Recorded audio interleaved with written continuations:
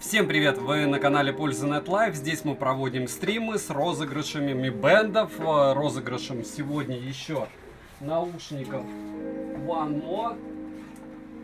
Я их достал. И помимо этого еще будет у нас розыгрыш... ну только наушники и это дело. Сейчас я смотрю, как у нас все это дело отрабатывает.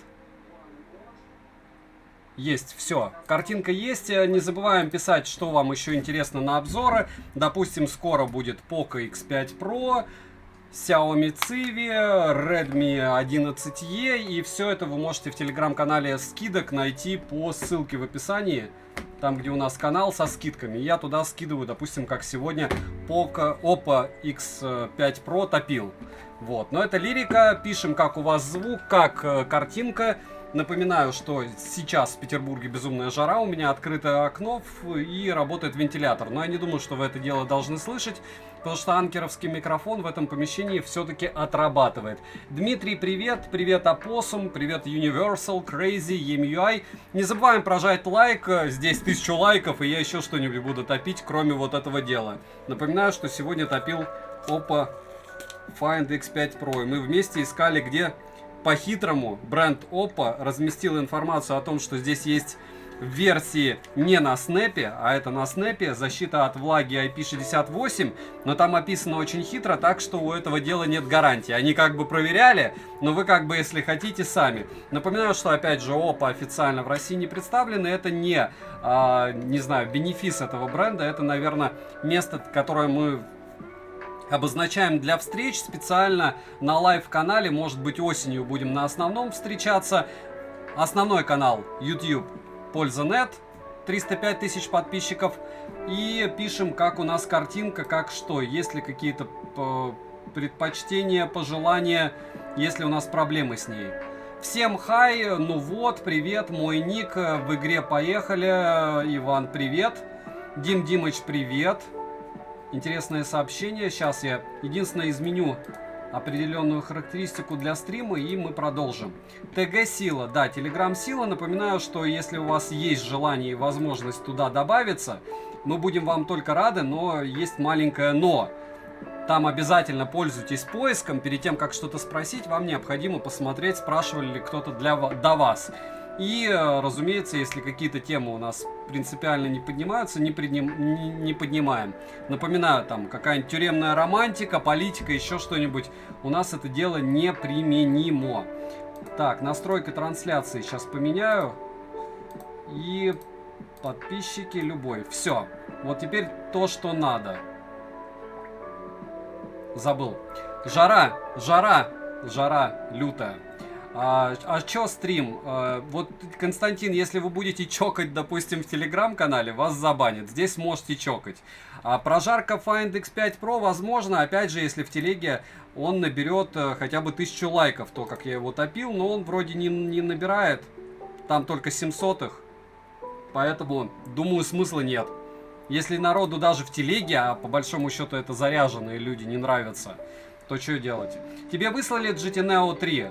Владимир Волков, я еще раз уточняю, если вы хотите со мной общаться, вы должны понимать, что у меня есть основной канал, он Польза.нет. Если вам кажется, что GT Neo 3 отсутствовал на моем канале, я вам раскрою страшную тайну. Я первый, кто о нем на русском YouTube рассказал. Вполне возможно, из больших. Ладно, может кто-то живет в Китае? Нет, вру. Наверное, из больших, там все-таки в Китае есть крупные каналы уже по 60-70 тысяч. Он у меня уже был на канале, глобалку я заказал, я не слежу, когда мне что отправляют, потому что количество посылок я сегодня в телеге фотографировал. У меня только 7 телефонов вот сейчас лежат напротив меня, которые я тестирую. Да, и, кстати, я надеюсь, что сегодня я продам себе X12. Но что-то мне кажется, что нет.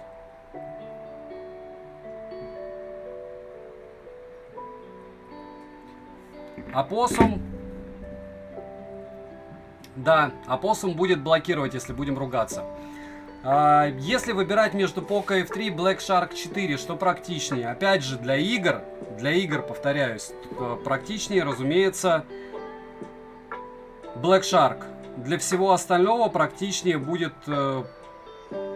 Poco F3, наверное, нет, но это старая модель. Но и то, и другое старое. Вы посмотрите в телеге, сейчас вообще адекватных ценников очень много, в районе 20. Почему эти две модели? Вячеслав, Олег, привет. Степик, привет. Не забываем прожать лайк. Все-таки специально встречаемся крайне редко, чтобы все собрались, все пообщались. Саня, спасибо за обзор. И напоминаю, если вы пришли для розыгрыша, нет необходимости здесь сидеть. Здесь мы в первую очередь встречаемся для того, что если людям интересно мое личное мнение, я им напрямую отвечаю. Труер, мы не обсуждаем здесь насчет того, кто где заблокирован в телеге. В телеге заблокировано почти 2000 человек.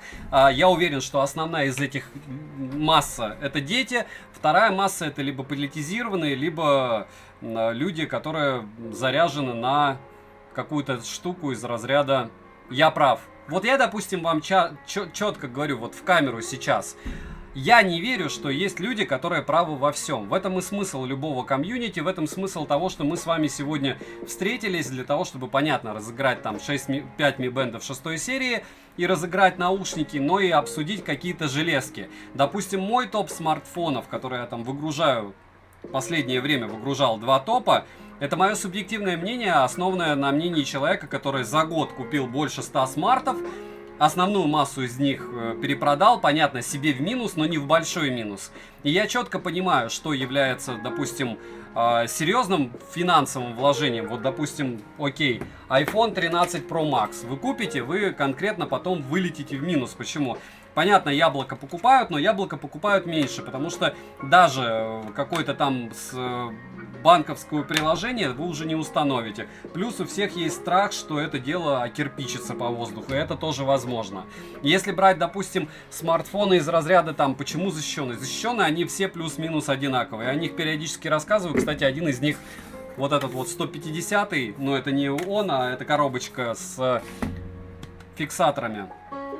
Для него я разыгрываю. И вот это все, что я советую, это из разряда вам пришло, вам не понравилось, и после того, как вам не понравилось, вы решили продать. И вот мое мнение основано на том, что я хотел бы, допустим, ходить с OnePlus 9 RT, вместо этого хожу с Poco F3, потому что он один из самых дешевых аппаратов, что у меня есть, и самый не новый. То есть я сейчас, скажем так, продаю, покупаю, рассказываю, продаю, покупаю, рассказываю. Только такая система. И чуть-чуть более скован, чем, понятно, полгода назад, как и у всех. Есть какие-то моменты, но это лирика, и если это будет не лирика, я вам сообщу. Пока ежедневно обзоры вы наблюдаете, и я имею возможность вам что-то там отвечать.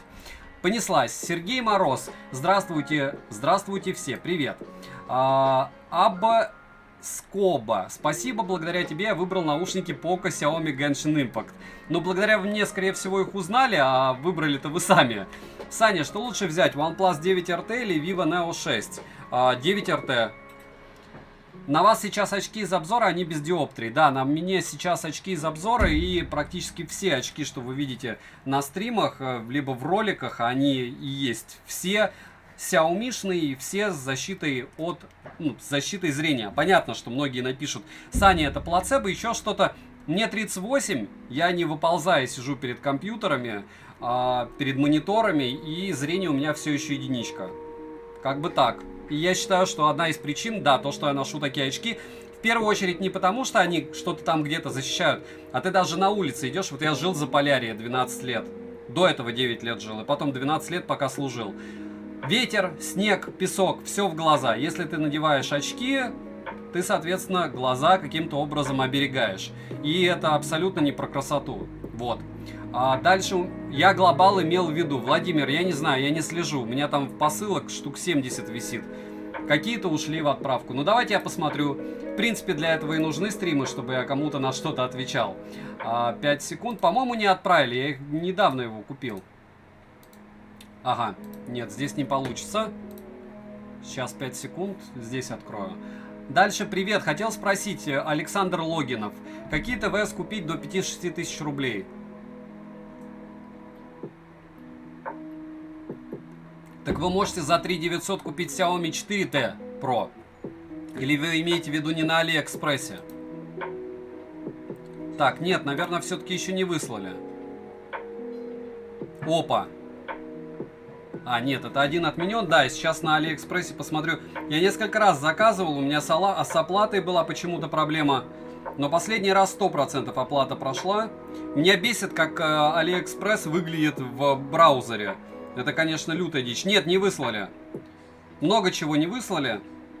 Но мы выслали Poco X4 GT. Не F4, на который уже был обзор, а X4 GT. Еще Mi 11 Ultra не выслали, к слову. Что удивительно. Но Mi 11 Ultra мне вышел в 34 тысячи рублей. Буду его шить. Он китайский, но все равно, согласитесь, за 34 тысячи рублей новый Mi 11 Ultra, когда в прошлом году я не стал его брать за сотку, но я не считаю, что он стоит вообще $1000. 34 тысячи он стоит, но опять же для меня, потому что мне интересно его потестить. Спасибо за твои топы, заказал наушники Анкера. Отлично, я плохого не рассказываю. Я, кстати, недавно сделаю мини-рекламу Филу. Филу я даю девайсы. Честный Фил, блог, может быть, я не думаю, что он смотрит. Но не в этом смысл. Смысл в том, что у него другой взгляд на девайсы, особенно на смартфоны. И это хорошо. Мы друг другу, считайте, делаем мини-рекламу. А к чему это все? К тому, что у него, допустим, мнения по поводу камер абсолютно другие. И... Так, я потерял свою же мысль, я очень извиняюсь, потому что читаю параллельно. Сейчас я включусь. Труэр, Саня, привет, можно меня разбанить? Напишите в Телеграм админу, который вас забанил, и тогда, может быть, вас разбанят. Дальше, Вячеслав Николаевич, огромное спасибо, что пришли. Не забываем прожать лайк. Саня, рад тебя видеть, и я рад тебя видеть. Так, 5, слишком много сообщений, сейчас включусь. Знаешь, что о Xiaomi 12s Ultra? Знаю, что 4 июля будет только представлен. Не факт, что будет сразу глобалка. Постараюсь купить, но не факт. Потому что я считаю, у Xiaomi ультры переоценены. OnePlus 9 RT супер. За 22 тысячи это просто мечта. Никто не боится заказывать с Али дорогую технику. Панда, кто боится, тот не заказывает. Я не призываю. Я сейчас сознательно начал добавлять, к слову, ссылки на покупку в России. Почему? Потому что кто-то раз боится, два каких-то вещей просто на Али начинает такая ситуация, что не хватает. Плюс у них прыгание с курсами было, но особенно когда они поменяли систему, они перестали принимать киви, вот их космический курс, конечно, убивал. Можно было в ритейле покупать, примерно то же самое бы было. Дальше, когда будет у Олег Карташов розыгрыш F150? Олег, вот таких зрителей, наверное, не стоит заводить. Ничего личного, пусть у меня немного их, но если бы вы посмотрели обзор, вы бы об этом знали. Относиться к блогеру как к справочной, вот смотрите, сидит 209 человек в онлайне, еще посмотрит несколько тысяч стабильно. И им придется слушать ответ на вопрос, который есть в ролике. С Алика все можно заказывать через Киви. Рустем, Киви отвалился. Все, Алиэкспресс работает только через карты. Николай Петрович, не скажу. Анатолий, у меня Nord 2. Хочу заказать OnePlus Buds N. Сейчас они 1900. А почему нет? Без разницы, какую вы возьмете. OnePlus 9 или 9 RT? RT. Oppo Find X3 Pro в руках я не держал. Мне он был не интересен. И это старая модель. Заказываешь обычной или Алиэкспресс доставкой? Заказываю тем, что дешевле. И еще раз, Али меняет все время способ доставки после даже того, как вы заказываете. Диана Кизикьян, привет, рад тебя видеть. Уже на ты с тобой после стольких лет. Добрый вечер, хорошего стрима. Артем Гуров, спасибо. Очень хочется 12 ультра на обзор, если будет возможность. Яна, если будут деньги, то да. Вот я если 12X свой продам новый, то куплю. Но пока народ хочет его дешевле, чем на Али купить. Дальше имею в виду лайк. Алик, какие уши ты считаешь лучшими? А у меня есть топ-10. Сейчас я извиняюсь. Игорь, у меня стрим. Стрим у меня. Ничего, напиши, если что. Завтра, короче. Давай. Звонил Игорь, мой оператор. Благодаря ему как раз качество обзоров, как многие сейчас пишут, очень сильно увеличилось. Вот. Будет, когда более-менее закончится та дичь, которая сейчас творится, без разницы с какой стороны посмотреть, я уверен, что все согласятся, что ничего нормального сейчас не происходит. Буду делать с ним новости. Надеюсь, в кадре и надеюсь, вот на этом канале. Опять же, новости вы можете посмотреть в телеграм-канале для скидок. Я делаю как? Я беру смартфон и в студии снимаю пример съемки. Плюс рассказываю в основном, конечно, новости техники не из разряда что-то там вышло. А я что-то купил, что-то для себя вынес, там какие-нибудь специфические гаджеты мне нравятся. Вот, допустим, я сегодня что-то меня переклинило, взял Sennheiser Momentum 2 и ходил с ними. Все так же они отваливаются, даже после обновлений последних. Александр, как вам вентилятор Xiaomi Mijai инвертор Touch Fan? Обзор долго ждать? Алекс DI. Если вы заметили, через день у меня смартфоны. И ввиду того, что через день у меня смартфоны, пока возможности делать много обзоров нет. Он вторым будет. Скорее всего, на днях. На днях будет. Но опять же, это такая вещь, это больше про стиль. Вы же понимаете, кого они копировали. Интересно, обзоры на вещи кроссы были.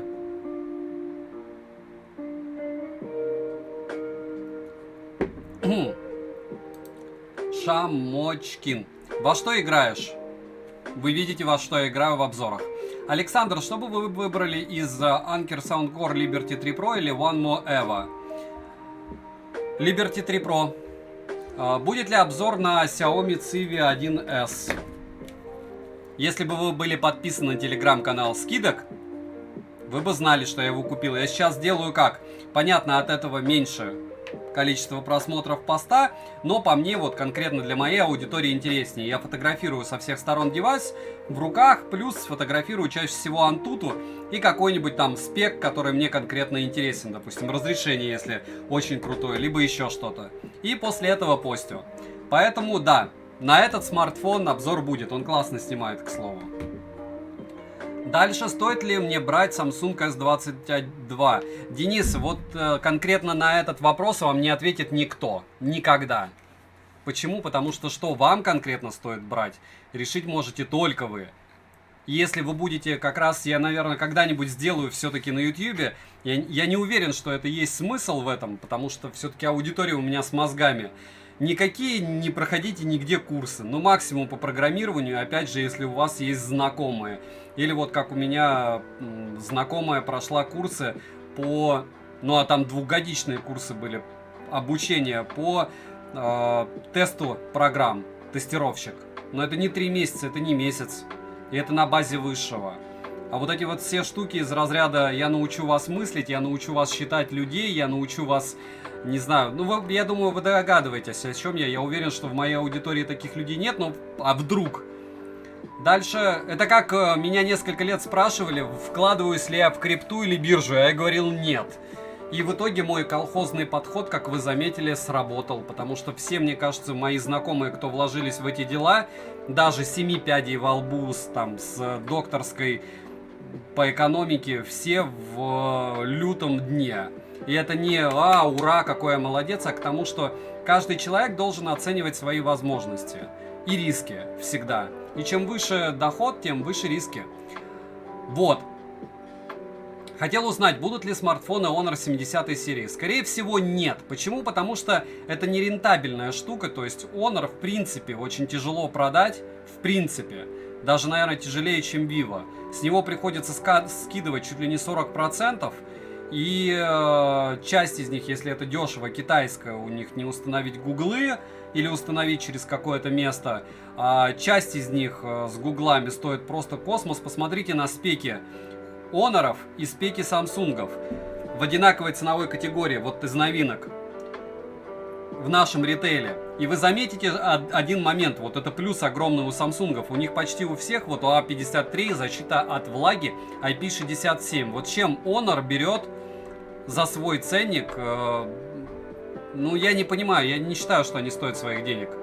Сделайте прожарку Q3S и Q5 Pro. Бессмысленно и бесповоротно. Те, кто покупают эти смартфоны, и так понимают, что за свои деньги они лучше. Но опять же, учитывая их минусы. Какие смарт-часы стоит рассмотреть в покупке? Вопрос от вашего кармана зависит. Раз и два, скорее всего, если у вас возникает такой вопрос, в ответ вам я хочу спросить, а вы какой браслет умный носили за свою жизнь? Возможно, вам он и не нужен. Возможно, вам не нужны эти часы. BBK, расскажите про прошивки. Прошивки. Как? Я понял вас, может быть.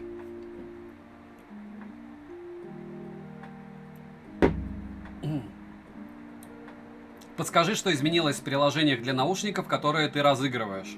Данил, давайте отдадим это на откуп человеку, который их выиграет. Напоминаю, 5 Mi Band'ов и наушники сегодня. Саша, будет ли обзор на OnePlus 10R? На Ace, да. Я напоминаю, что по ошибке я заказал 3 Ace. Один не пришел. Один пришел, вместо него пришел OnePlus 10 Pro. Я не знаю, но я покупал его, вот этот один, который пришел вместо OnePlus 10 Pro, я его покупал за какие-то космические там 32 тысячи на старте. И мне кажется, что они просто, когда чек увидели, по стоимости подумали, что там OnePlus должен быть. Вот, и вот третий сейчас пришел. Но он будет потом. Почему? Потому что, ну, мне интересно, вот что интересно, я расставляю это в приоритеты. Интересно было сегодня 6SE. Интересно, мне конкретно. Я понимаю, что вам может быть интересно что-то другое.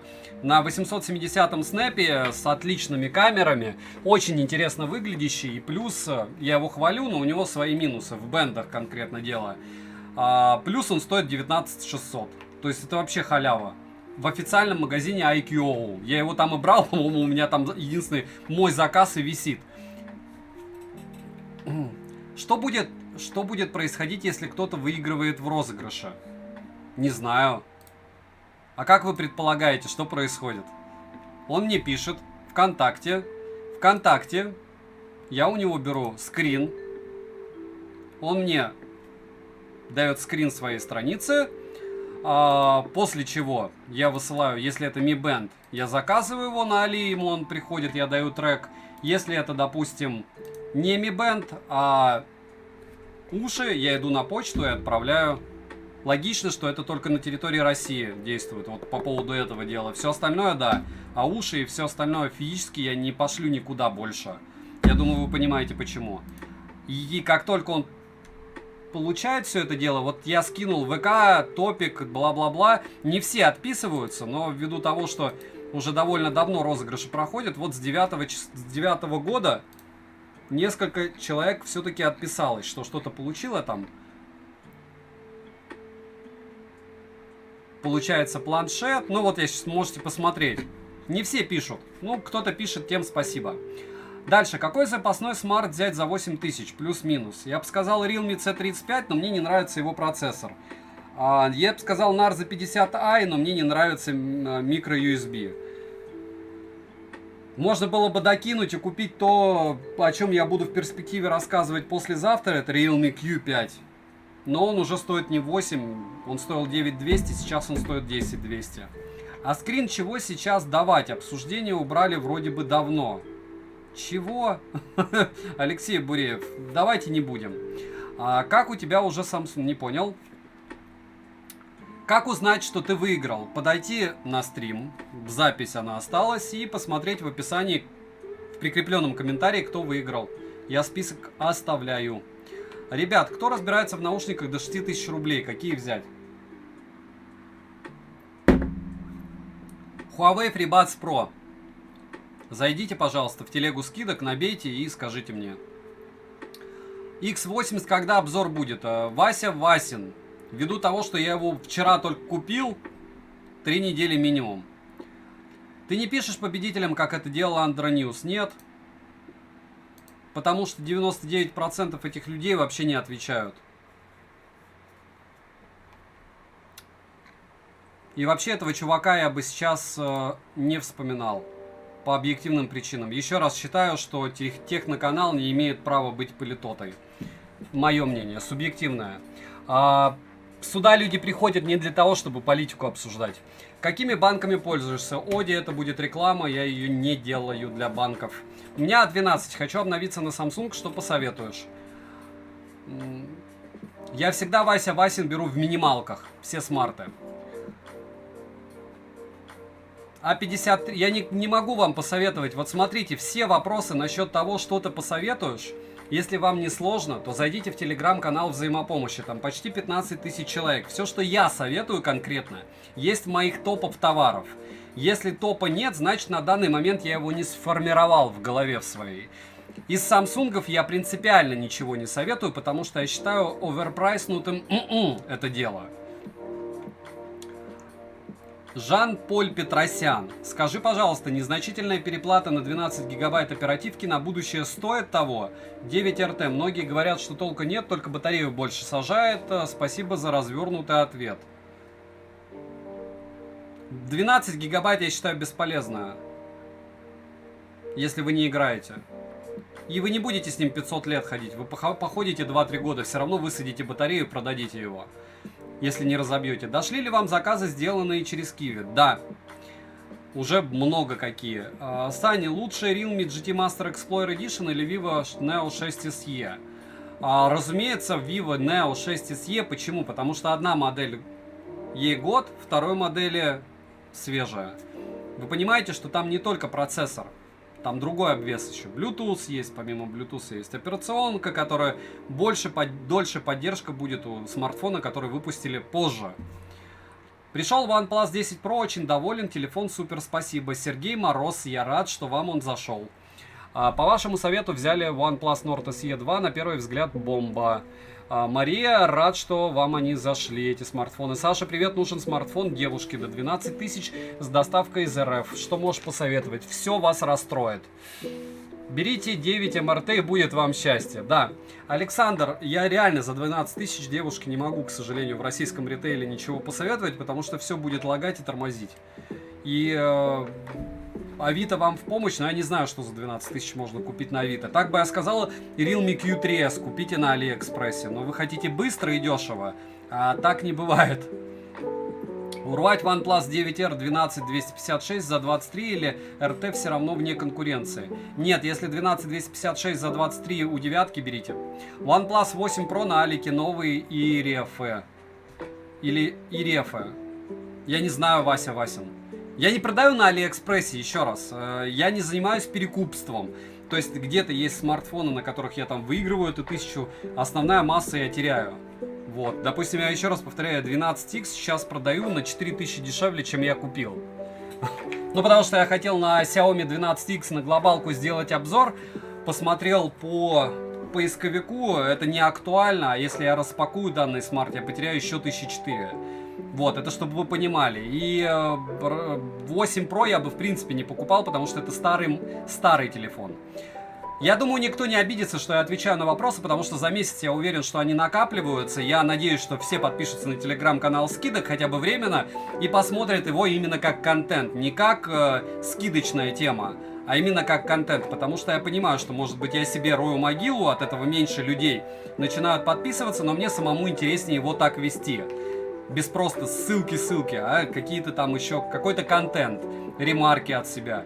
Поэтому часть вопросов у вас сразу отпадет. Я оперативно, я думаю, реагирую на всякие изменения из разряда оплаты, либо дезы по поводу того, что Алиэкспресс перестал доставлять посылки, либо еще что-то. То есть это мини-новостной канал, хотя новостной канал тоже есть.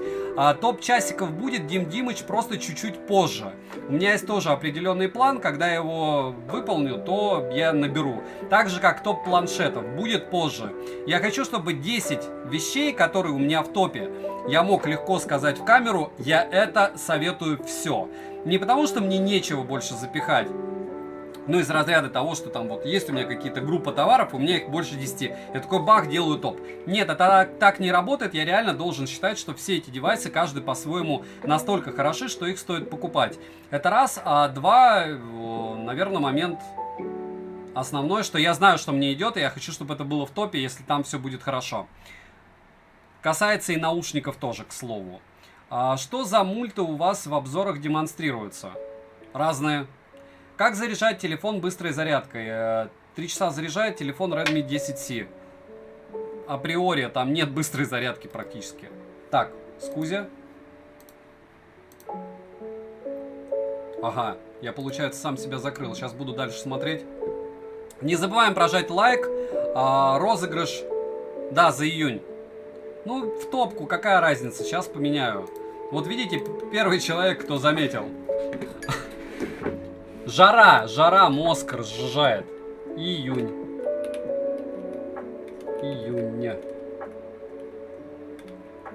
Кто-то пришел и единственный нашел. Ну, единственное, сказал, окей. Так, мама будет довольна. По поводу чего, Саня, если каналы и блогерство не приносят тебе дохода?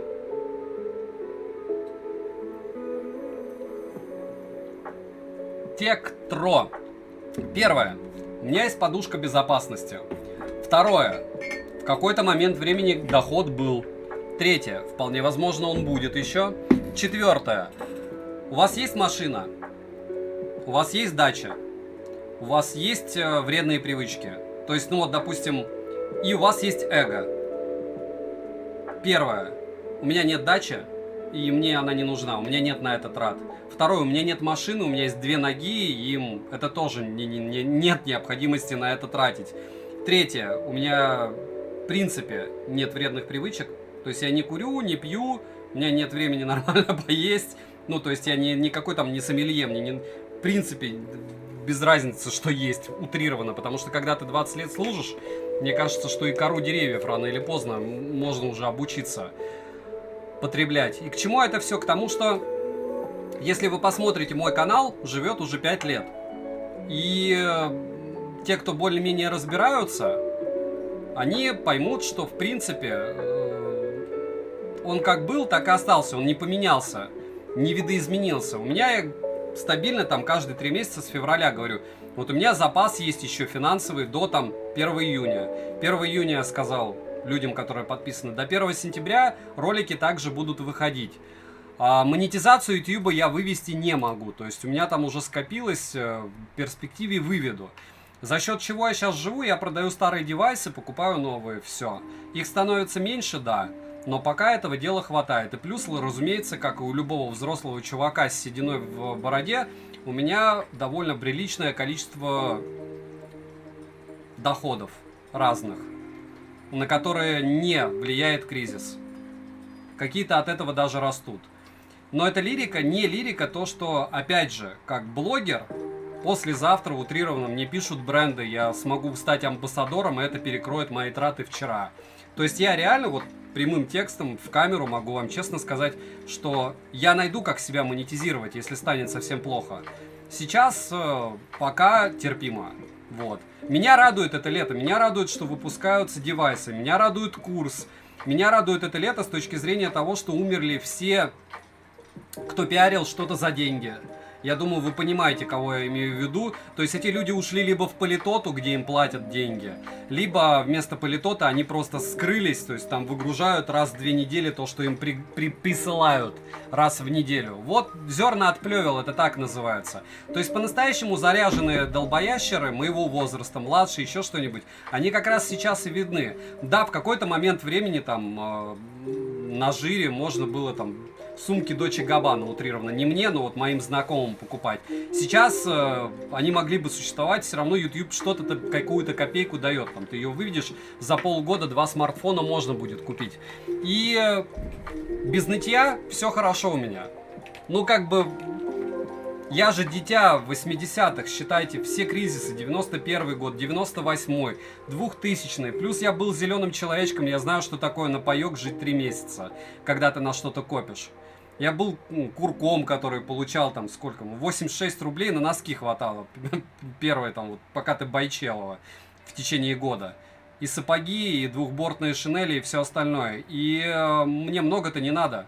И то, что у меня есть возможность покупать вот эти штуки, топить их, рассказывать вам, ну вот это мое эго. То есть вот понятно, что возможно у меня где-то какие-то моменты, ЧСВ, как многие говорят, там, я уверен, что у меня нет ЧСВ. Вот как любимая моя фраза, пока я служил, я никто и звать меня никак.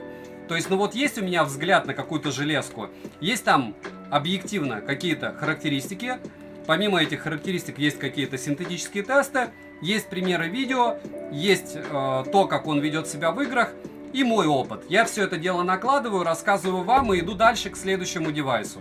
Опыта становится больше, мои мозги становятся дороже. Я вам скажу так, что меня как консультанта несколько раз некоторые бренды хотели купить. То есть, если вы думаете, что я разбираюсь только... Вот когда я вам утрированно... И прямым текстом, если вы думаете, что когда я вам рассказываю, как продавать на Авито, когда я вам рассказываю, что хорошо, что плохо, там, допустим, что черный цвет намного проще продать, еще что-то, это же все можно в маркетинговую плоскость перевести, это можно работать на маленькие-большие сети, корпорации, еще что-то. И в любой момент времени, когда удавка на моей шее в плане финансов перетянется, да, я пойду работать за фиксу на какого-нибудь дядю и буду ему крайне полезен, и это дело мне предлагают. В целом, при любом раскладе, вот смотрите, нас сейчас на стриме 300 человек, я делюсь с вами опытом. Некоторым, вот как вы видите в чате, этот опыт полезен. Кому этого опыта мало, они могут всегда прийти, опять же, я собрал комьюнити, потому что я его придумал и придумал правила. И в этих правилах комфортно существовать взрослым людям. То есть без мата, без хамства, с какими-то старожилами и разными специалистами в разных областях. Если вы обратите внимание, опять же, пиар, да и черт с ним. Телеграм-канал взаимопомощи настолько разношерстный, то есть со мной там спорят все. В основном администраторы. Я сегодня ОПА выкинул, сказал, что нет официальной защиты от влаги. Мне вот как раз администраторы, наверное, сайтов 20 уже накидали суммарно. Вспомнили не администраторы еще Твиттера или еще что-то, еще что-то. В этом и смысл. То есть создать раз сообщество, которое тебе будет помогать, которому интересно, потому что оно само получает оттуда какие-то знания. И после этого расти вместе с этим сообществом. Я за год по железкам, по смартам узнал больше, чем за всю жизнь. Как раз рассказывая что-то и параллельно получая какие-то, может быть, там, критику от людей, но это неплохо. Не забываем прожать лайк, написать в комментариях потом, чтобы вы еще хотели увидеть на обзор. И еще раз, это не полемика из разряда ЧСВ, но сразу, чтобы вы понимали, я не радуюсь от того, что техносегмент сжался. Потому что на этих миллионников, на этих людей, у которых там миллионные аудитории, фактически раз, они мне давали просмотры, они возбуждали интерес аудитории к чему-то. И два, помимо этого, я на них как-то ориентировался. А то, что сейчас погибло такое количество техноканалов, и они стали продаваться за политические деньги, новостные, еще что-то, мне конкретно, я от этого проигрываю. И хорошо, что, ну вот, есть еще каналы, которые я конкретно могу смотреть, я из них могу что-то брать, и потом себе же как-то себя мотивировать, потому что каждый день сидеть круглыми сутками, скупать на Али, я уверен был там 5 лет назад, что мне будет классно. 3 года назад для меня это уже было так. А сейчас я реально ломаю голову ежедневно, что приобрести, чтобы вам было интересно. И мне было интересно, потому что если у меня не будет вот таких, как Oppo Find X5 Pro, как Vivo X80 Pro, как, не знаю, как Civi аппаратов, как каких-то дешевых Redmi, которые умудряются за эти деньги тоже делать что-то годное, ну, не прикольно будет существовать.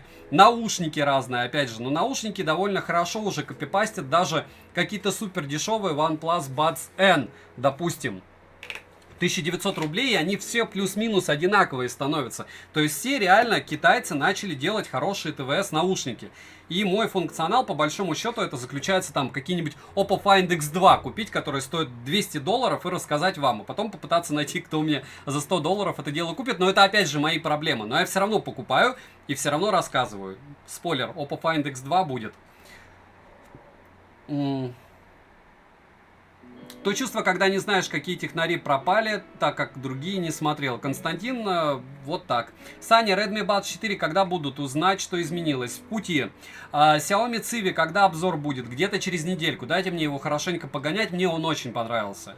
Как непонятная Motorola от Lenovo. Fox, она не непонятная, она супер дешевая, мне прошивка не нравилась, но еще раз повторяюсь. Я на Авито продал Motorola человеку, предупреждаю, что там плохая прошивка. Через 2 дня он мне расписал ее минусы.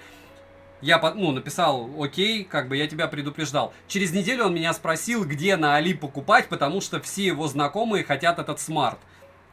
Я его не рекламлю. То есть Motorola Legion я не стал покупать, хотя она там 29 тысяч сейчас. Может быть куплю, но опять же сомневаюсь я. Вот. Здоров, задавал тебе в комментах вопрос.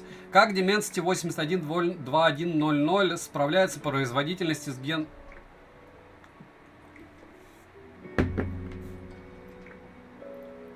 Я не понял вопроса. Данил, линк. Жду обзор на Black Shark Joybuds Pro, и я жду, что они мне придут. На Neo 3 глобальная прошивка не вышла, своего китайца перепрошить. Еще раз, Артур, я заказал смартфон на глобальной прошивке, Realme не особо и просто шьются. Я тебе скажу. Кстати, заказал себе электробритву по твоему обзору, а то обычно уже надоело. Антон, смотрите сами. Лучше Panasonic может быть только Panasonic, но Panasonic, как я понимаю, стоит огигей. Саня, спортом занимаешься? Нет, Денис, сейчас в последнее время я пытаюсь бежать, бегаю неделю, потом 2 недели не могу. Как найти тебя на Авито? Алан, как только вы меня найдете, знайте, что вы мне напишите, я вас заблокирую. Я не продаю подписчикам. Дальше Samsung S10 Plus на Али купишь? Нет. Samsung S10. Это вы хотите сказать, я должен восстановленный смарт покупать? Я не советую никому покупать восстановленные смарты. Я когда позавчера или вчера Вячеслав нам кинул Samsung, тра-ля-ля, там было новый. Я запостил в канале скидок, а потом этот человек, по сути, увидел, что у него начали заходить на страницу, и он поменял на восстановленное. Ну, я поменял на восстановленное, я не советую никогда восстановленное покупать, ничего. Или бэушные с Али. Как думаешь, что с курсом дальше на Али будет? Я не думаю, Вася, я реагирую.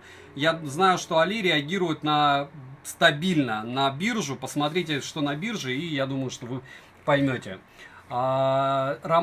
Романтик ни разу не выигрывал, может и выиграл, но не знаю об этом. Ну, если бы вам было несложно зайти на канал для стримов и посмотреть перечень тех, кто выиграл, я думаю, сложнее. Посмотрите. Но опять же, предложение действует 2 месяца. Если человек меня смотрит так, что он даже не может зайти на лайв-канал и посмотреть в прикрепе, выиграл ли он, други, серьезно или в сообществе? Как думаешь, будет ли Smart 7 Band Pro конкурентом бипом? Думаю, нет. Привет, есть разница между китайской и русской версией наушников OnePlus Buds N? Focus Play? Не знаю. Я покупал только, по-моему, китайскую. Да-да-да, было дело с твиттером про Oppo. Дмитрий, привет. Саня, привет. OnePlus 9R, 9RT практически в цене сравнялись. Какой выбрать в подарок? Подскажи, пожалуйста. Я бы взял RT, но это я. Вот. Как вам Huawei 7? Не знаю, узнайте в обзоре. Не комментирую ничего, на что обзор пока не делал. Андрей, прощай компрессор для холодильника, не было печали, на улице жара. Андрей, мысли позитивно. Андрей это самый-самый эпичный наш администратор в телеграм-канале взаимопомощи. Почему? Потому что он сделал великую вещь. Он благополучным образом сделал 2 списка наушников и смартфонов. Я, кстати, я попытаюсь здесь сделать администратором, но потом я выделил тебя сейчас, если что. Напиши мне.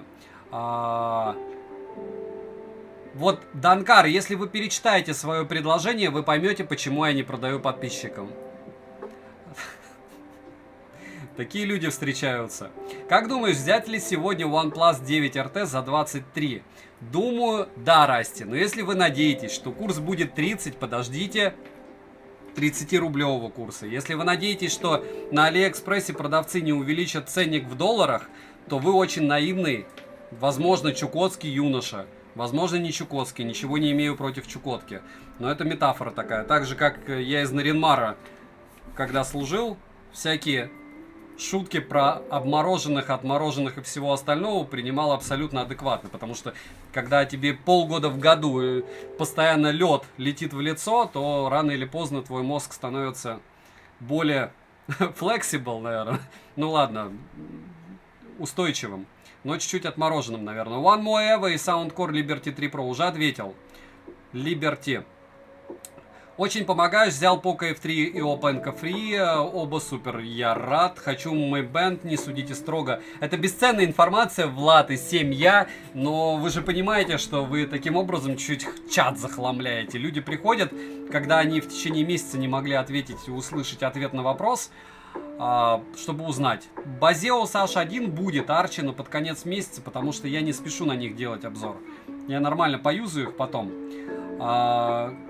Зенит, не знаю, что это такое. Что думаете о тизере Mi Band 7 Pro? Я не думаю о тизерах, Артем. Если вы обратите внимание на мой канал, я не обсуждаю ни с кем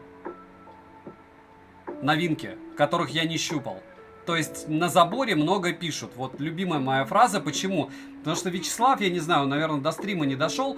Он мне все время скидывает принтскрины каких-то сайтов. Вот я человек, который делает обзоры, я не могу ни на GSM Арену ориентироваться, ни на что другое, потому что они пишут 4 буквами L-A-G-A. Ни мат, ничего, но вот до такой степени у них разнятся спеки, им реально лень. Я уверен, что им посылают девайсы, вот так вот сесть и потыкать, посмотреть, есть ли NFC, какое максимальное разрешение для съемки, они просто перебивают рекламу и все. Притом бездумно, притом это делает примерно такой человек из разряда, ну ладно, там $100 я за это в неделю получаю, я набью. То есть это вообще ориентироваться нереально. Я не назову вам ни одного сайта, кроме там FOPDA или еще какого-то форума, где люди уже выкладывают принтскрины своих характеристик Саиды с готовых девайсов, где можно четко знать, что вы что вы получите вот именно эти спеки. Дальше, что у 9 RT по батарее?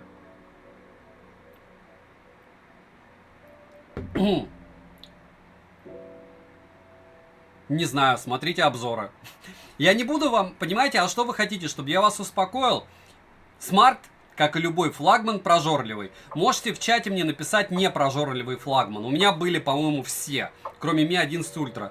12 Pro прожорливый. Ну, iPhone 13 Pro Max, окей, не прожорливый. 12 Pro прожорливый, iQOO U9 Pro прожорливый. Samsung S22 Ultra прожорливый. Посмотрите любой мой обзор PCMark. Там плюс-минус все одинаковое. Не могу найти список выигравших. Игорь, тогда вам точно не стоит участвовать в этих розыгрышах, потому что это все сложно для вас будет. Huawei GT Runner за 16 тысяч, думаю, нет. Дальше. Мне кажется, что большая часть не ради выигрыша. Павел, ну, а почему не встретиться? Люди, которые приходят ради выигрыша, они бесполезны прямым текстом. То есть это просто вот... Я решил это делать несколько, получается, лет назад. И делаю. Я сказал, что я буду это делать очень долго. Вот. И все. И вроде делаю. Так, понеслась. OnePlus Nord SE 2 Lite. Стоит ли брать за 14 тысяч? Ирина, решать только вам. Кстати, у меня, по-моему, купила девушка его, когда я продавал. Думаю, да. Твое мнение, быстрые зарядки убивают аккумулятор быстрее? Не намного. Вы можете чертову тучу роликов посмотреть на YouTube. Там с физической точки зрения объясняют, что сейчас уже есть определенное количество циклов, которые производитель заявляет. И учитывая, какое количество циклов даже на быстрой зарядке подразумевается, что смартфон сможет пережить, нечего пугаться. Ник Викрус, особое привет тебе. Рад, что ты дошел. Не думал начать ПК обозревать, комплектующие мини-ПК, ноуты, тема интересная. Антон, а вам без сарказма кажется, что у меня мало контента? Я думаю собрать ПК не мини. Мини-ПК у меня был на обзоре. Я хочу ПК собрать. Но вот опять же, если я найду где набрать финансов.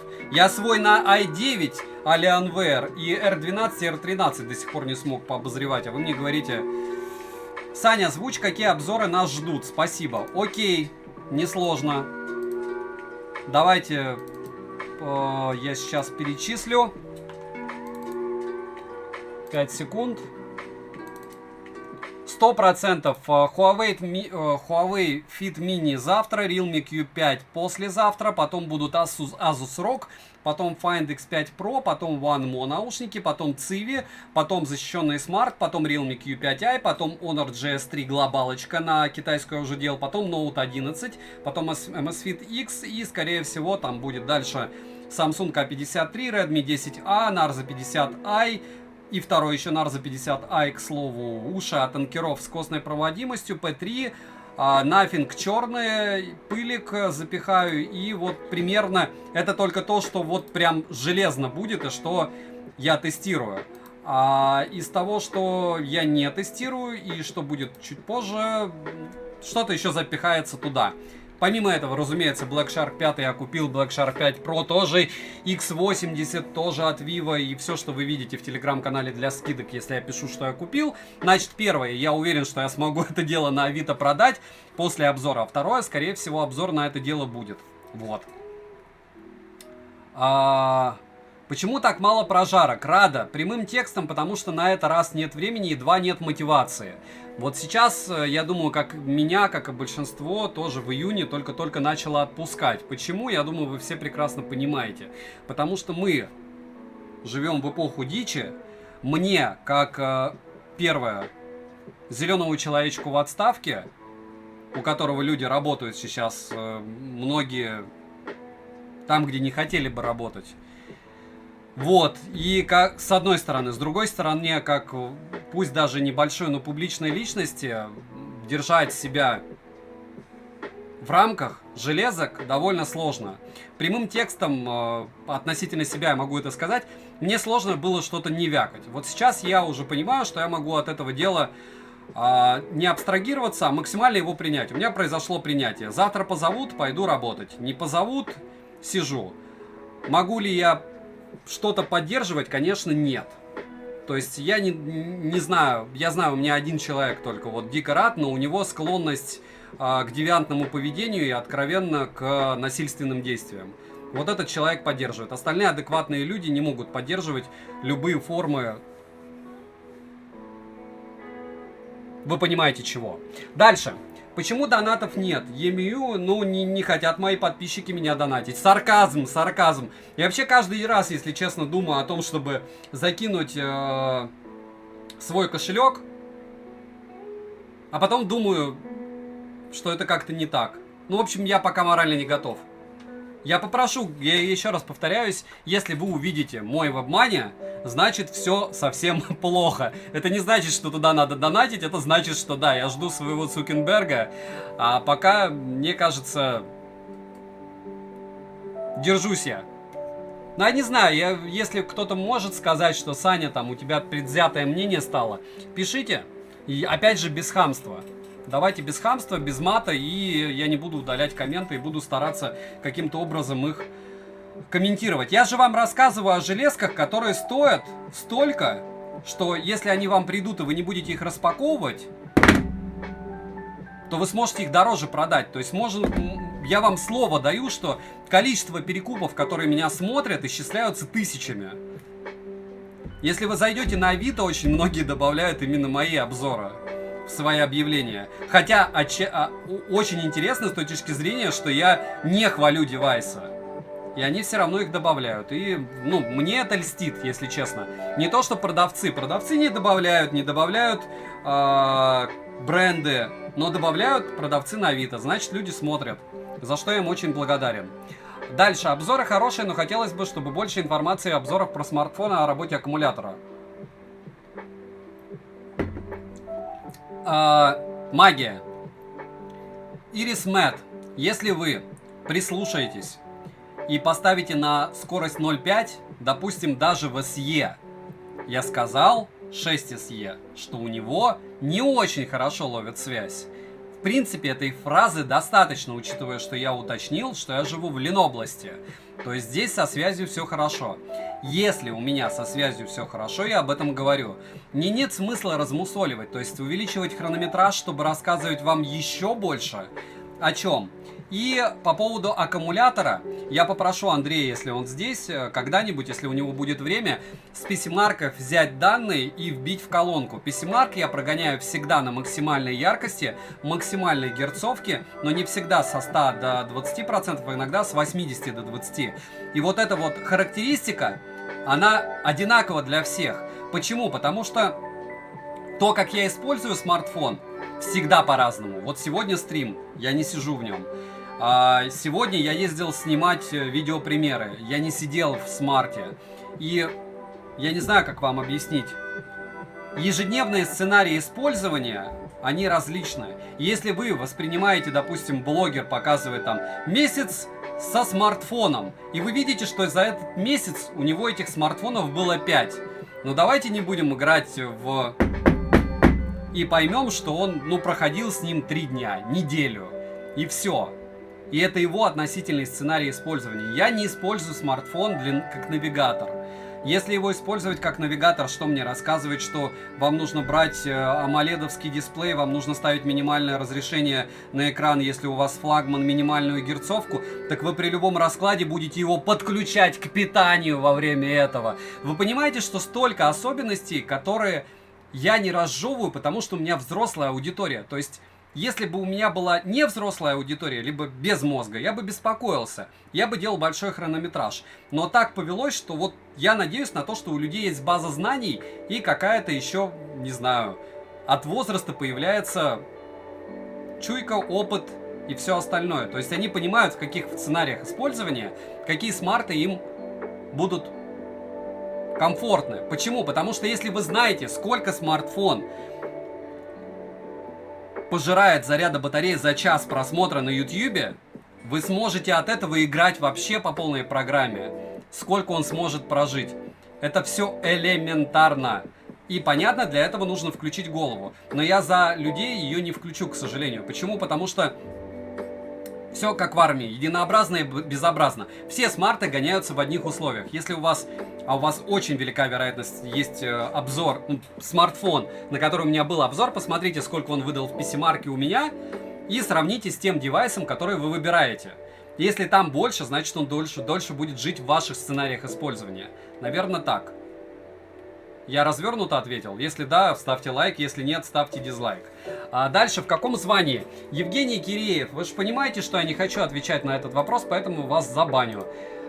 Саня, сегодня тянет на развернутые ответы. Юрий, нет, просто раз в месяц встречаемся, и я думаю, что мне стоит ответить на все вопросы. Основные. Я же чувствую, что есть люди, которые смотрят, и конкретно они. Так. Дальше, да, насыпай комплименты, смотрю с 20 лет за краткие обзоры с конкретными фактами. Дуримар, спасибо, не забываем прожать. Есть такие мониторы 240 Гц на Алике Мукай. Может, попробуешь заказать? А он мне не нужен. То есть, если я что-то буду брать, мне нужен еще один топовый. Привет, Саня. Как я понимаю, Oppo Find X3, X3 Pro в руках не держал. Не рискнул бы дорого, я его не продам. Их очень много на Авито. Ну, посмотрите. Саня, как тебе Poco F4 GT? Камиказе, вы посмотрите мой обзор, посмотрите их количество на Алиэкспрессе и на Авито и поймите, что, учитывая, как он проходит тротлинг-тест, за его деньги, как игровой смарт, если ты его будешь... Ничего, что на ты, надеюсь. Если ты его будешь оптимизировать под себя, под самое не балуйся, отлично. 27 тысяч бомба. Но... надеяться, что это идеальный смартфон, если ты не играешь, я вообще смысла в нем не вижу. Дешевле игровой смарт за эти деньги с таким же качеством не купите. Вы видите разницу между 144 Гц и 120 Гц у смартфона. Платон практически нет. Привет, Huawei GT Runner уже ответил. Ну как, зачем мне развернутый ответ, если... Кирилл, я вам ответил, что считаю, что это оверпрайс. Я вас блочу, потому что уже ответ был. Я не собираюсь вам аргументировать, почему я так считаю. Друзья, это как бы... Как тут розыгрыш происходит, Вася? Посмотрите любой стрим в записи на лайв-канале, он есть. И вы узнаете. Для этого не обязательно присутствовать. Не нашел обзора от тебя на Samsung S20. Есть только FE-версия. Виталик, он был давно, и я его не обозревал. И вообще у меня был принцип не обозревать Samsung. Потом у меня кончились смартфоны для покупки, и я скупил Samsung и рассказал про них. То есть у меня была история, что кончились смарты, я скупил Huawei и Samsung, и поэтому о них рассказывал. А так бы я их не покупал. Привет, Саня. Вредит зарядка 120 Вт, 150 Вт батареи. Незначительно, но да. Но опять же, я уже ответил. Если... производитель это дело выпускает, он заявляет какое-то количество зарядов.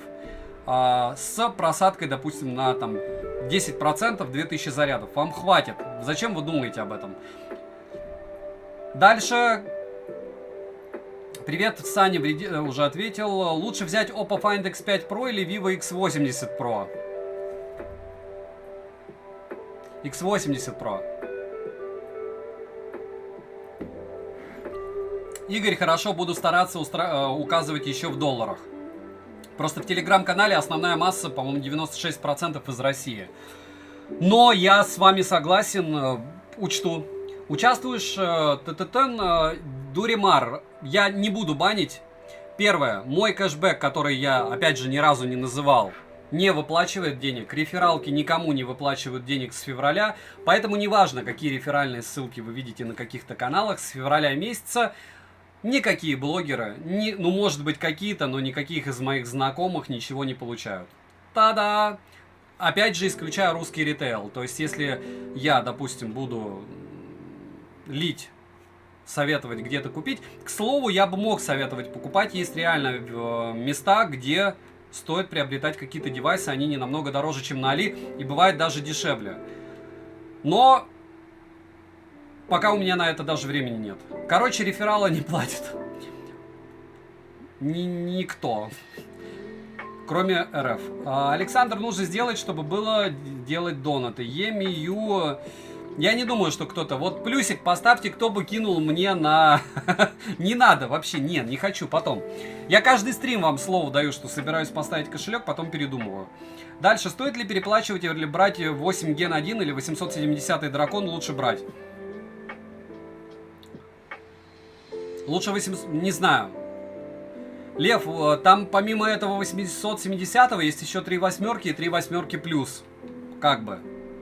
Напишите, пожалуйста, Егор между строк прочитали.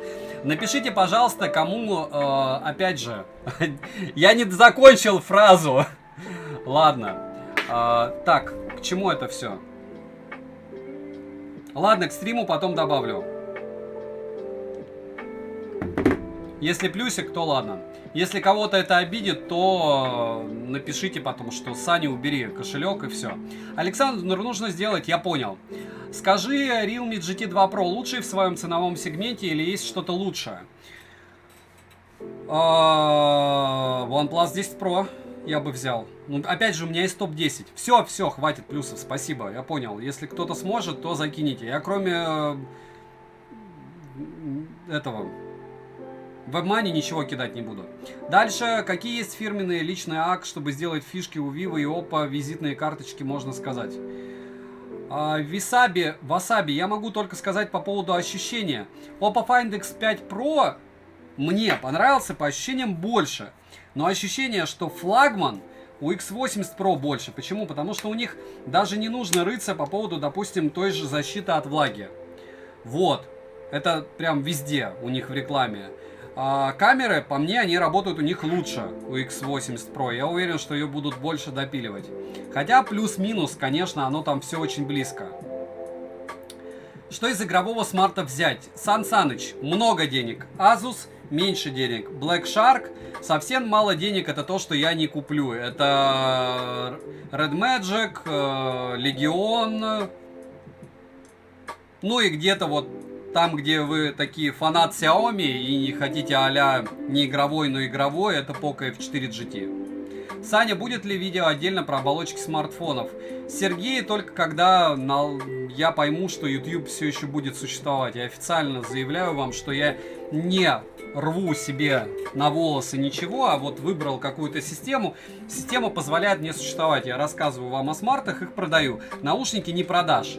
Ну или продашь за ценник вообще какой-то смешной. На смартах я меньше теряю. Вот, и эта система пока работает. Пока разницу покрывают мои доходы. Дальше, Александр, надо обзор на сплит-систему с нашей жарой. Я подумаю. 12 июня выйдет первый смарт от Nothing. Ничего там возбуждающего мои мысли нет. Если куплю, то куплю. На китайский шмот обзоры почаще. А вы посмотрите, на Ленинг не особо много людей смотрело. Focus Play и Realme Q3S советую. Realme Q3S. Я Focus не тестировал. Не подскажу вам. Подскажите, что лучше взять, Vivo X80 Pro или iQOO 9 Pro? Однозначно Vivo X80 Pro. Он новее, в конце концов. А есть ли аналоги у OnePlus 10 Pro за такую же сумму? За такие деньги нет.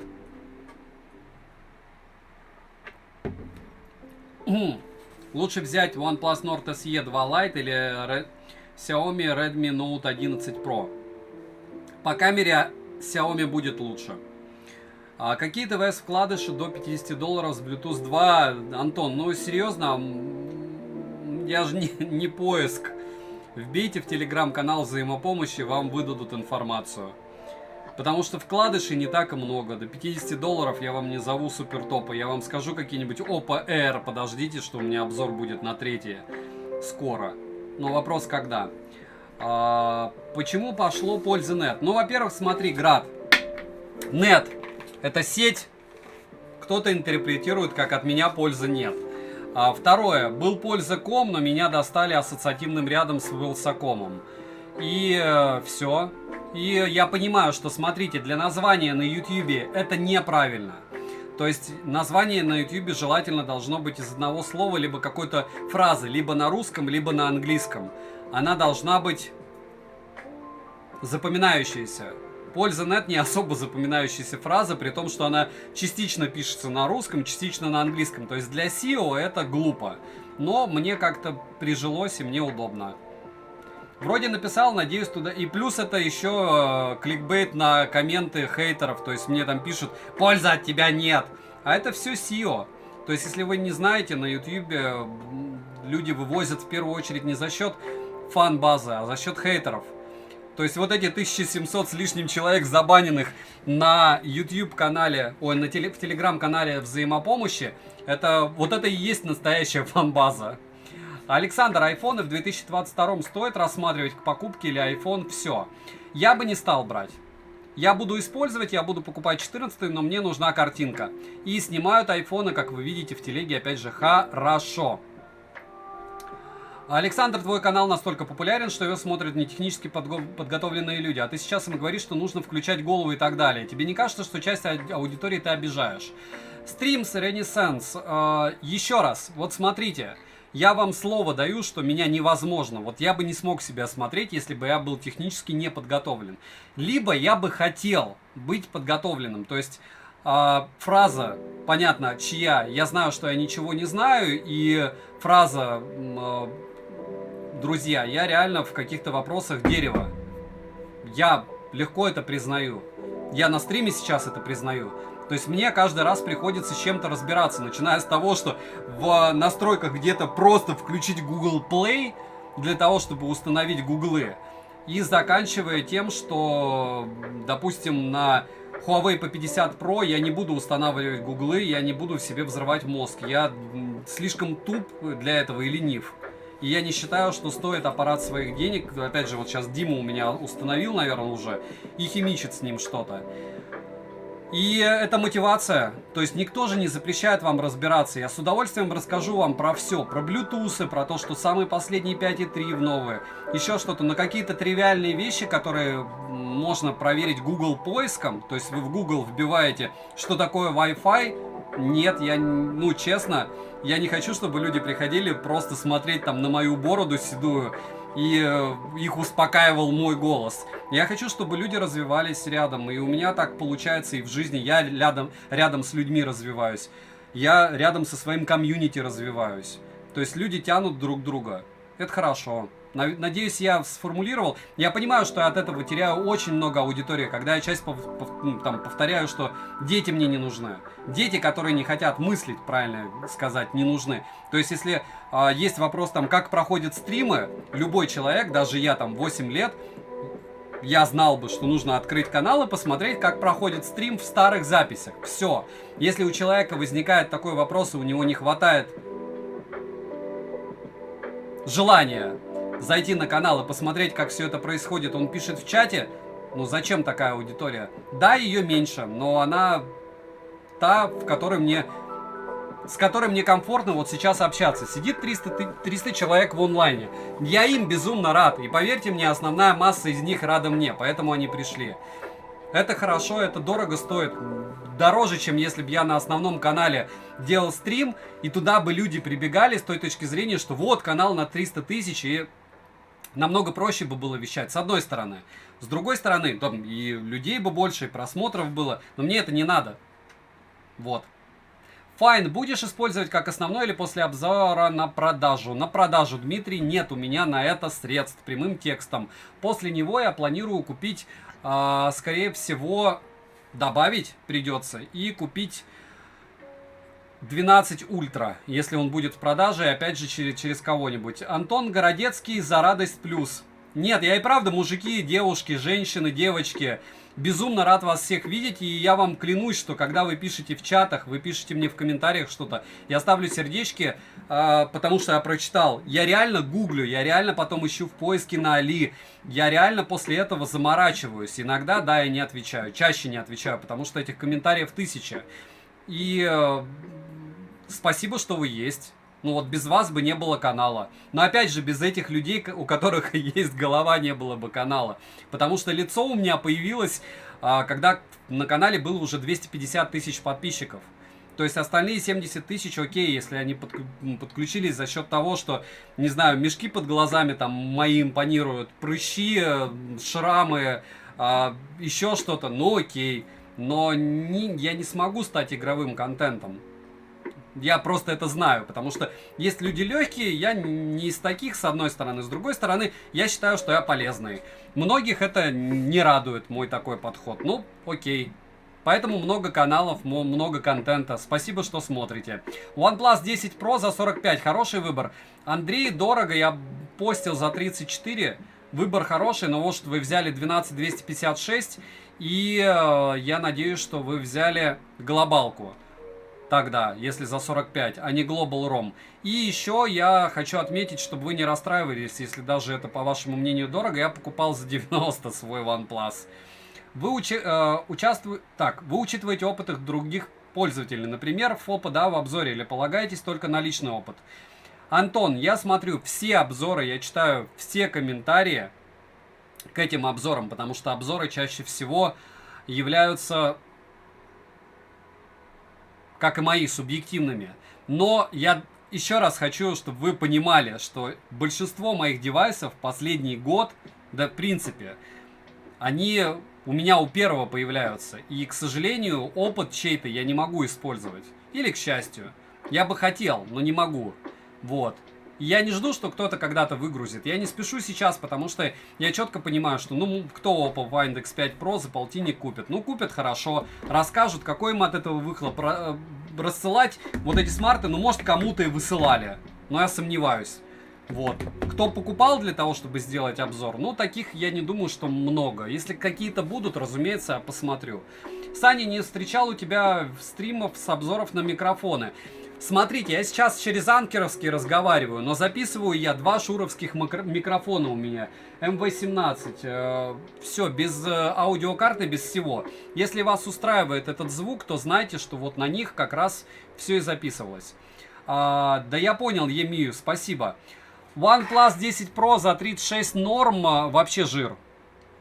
Давайте я буду сленгом иногда пользоваться. Почему? Потому что все-таки жир и в Африке жир, потому что ну, прям шикарная эта тема с OnePlus. Дальше Опоссум загоняет всех на стрим. Опоссум молодец, спасибо, что приходите. Почему? Потому что, опять же, за счет таких людей, как Опоссум, я и существую. И я говорю, мотивация, вот, допустим, появился у меня Игорь год назад, мы встретились, сработались, и у нас контент стал, как вы заметили, лучше. Он учится чему-то, я учусь чему-то. Если бы не он, я бы, наверное, не смог бы делать так много обзоров сейчас. Почему? Честно, все это дело прям какими-то моментами кажется, что не то, что тяжело, а не хочется. Итоги конкурса были, Дмитрий не было. Глобалка 200-256, ответ, спасибо за ответ. Global ROM или глобалка, друг? Друг? Ничего, давайте я тыкать уже начну. Я все-таки уже достаточно большой блогер. Напоминаю, что на основном канале 305 тысяч подписчиков. И моя гордость, знаете в чем? Не в том, что у меня много или мало просмотров. Сначала их немного, потому что я не лью на рекламу. И если вы потом на YouTube в поиске как инкогнито заходите и смотрите в поиске какой-то девайс, я чаще всего в топ-10. И что это значит? Да, что в принципе люди, которые меня не смотрят, они, когда смотрят мой обзор, им интересуются. Я этому рад. А к чему это все? Вот, к тому, что я этому рад. Сейчас я в обмане.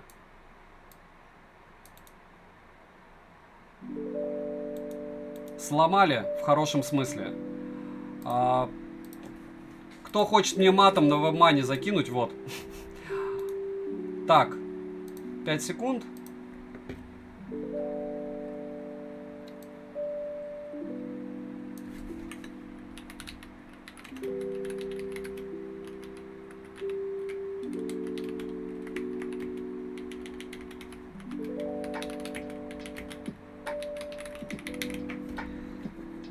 Все, оформил. Донат оформил. Теперь моя репутация ниже плинтуса.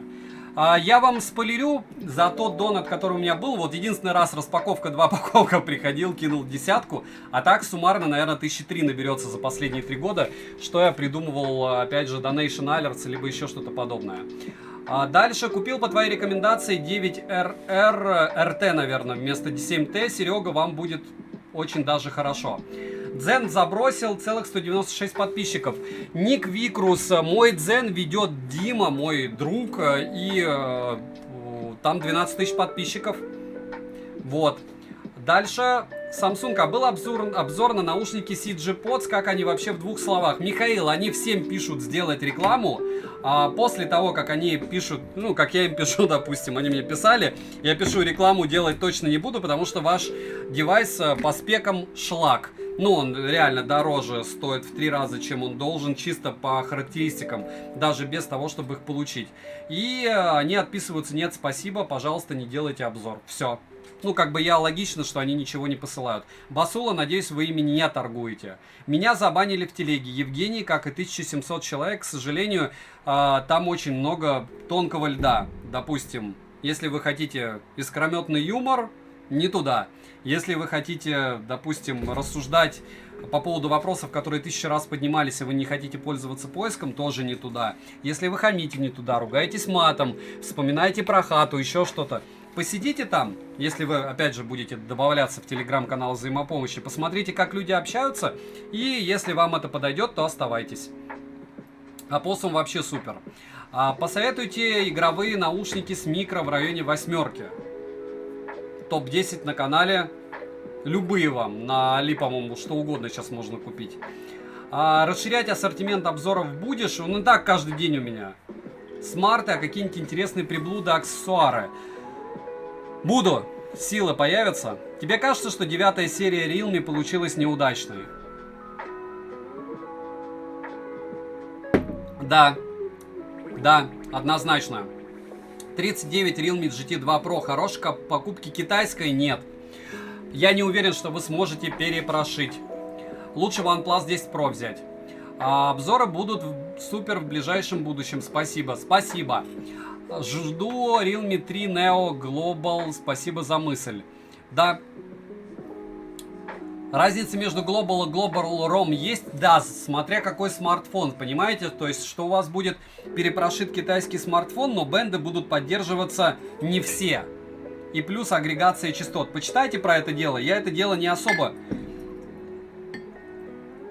разжевываю. По какой причине? По той причине, что если играть, то через Wi-Fi. Если смотреть фильмы, через Wi-Fi лучше скачать. И тем более это андроиды. И в маленьких городах редко покупают какие-нибудь супер флагманы. Ну и вообще, смартфонов и без 7 и без 20 бенда я мало встречал. А там, где не встречается 7 и 20 бенд, это только, ну, как бы 20. Чтобы не было и 7, а был 20, это между городов. То есть, если вы катаетесь... Проще говоря, да, если вам хочется сэкономить, и вы покупаете либо китайскую версию, либо прошитую глобальную, с китайской, там еще могут быть проблемы, помимо всего. Может быть, даже нет NFC в каких-то моделях. Обзор флагмана от ZTE будет. Дамир, ZTE и флагман это в принципе несовместимые вещи. Я долго сидел и думал, и в итоге нет. Я не буду покупать ZTE, потому что это шлак. Вы меня простите, это мое субъективное мнение. Я покупал что-то из ZTE. Все, это было ужасным. Я не знаю, как они могут делать флагманы. Я верю, что если вы купите и вам он понравится, все будет хорошо. Я не хочу о них рассказывать. Пока. Если будет все совсем мрачно, то да. Vivo X80 будут дорожать или дешеветь? Alpen, любая техника дешевеет. Через года 3 они станут дешевле, вот 1,000,000%. Какой у тебя? Это не сарказм даже. Вопрос поставлен некорректно. Я не могу говорить вам, какие курсы будут на бирже, какой AliExpress возьмет курс с этой биржи. они могут сделать, как было, когда они разрешали оплату через Киви. Плюс 10 рублей от курса реального доллара и все. И по 78 мы будем сидеть такие... OnePlus 10 Pro 56 тысяч дешево, дорого, а потом он лупанет опять под 90. Нам откровенно с экранов говорят, что люди делают все для того, чтобы курс стал хуже. Ну, для нас. Потому что экспорту это невыгодно. И мы такие, нет, у них ничего не получится. Курс будет 30, потому что они там, в Центробанке, они, конечно, не включат печатный станок. И черт с ним, что у них не будет хватать деньги на выплаты пенсионерам. Я говорю, я даже не собираюсь про это рассуждать. Когда первые лица государства говорят, нам нужен курс 75-80. И мы такие, не, у них ничего не получится. Вы не заметили, что они с сотки до полтинника опустили как бы опустили, я в это не верил. Я думаю, вы не верили. И сейчас они говорят, мы поднимем. И мы такие, нет, они не поднимут. Но они просто запретят продавать валюту. И я говорю, 1001 причина, почему у них все получится, а у нас нет. Потому что мы от этого зависимы, а они нет, они глобально только зависят.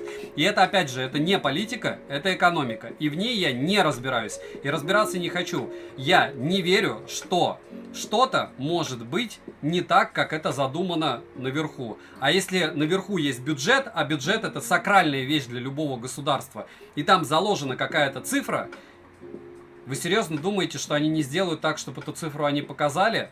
Любыми способами и средствами, те, кто служил, они поймут.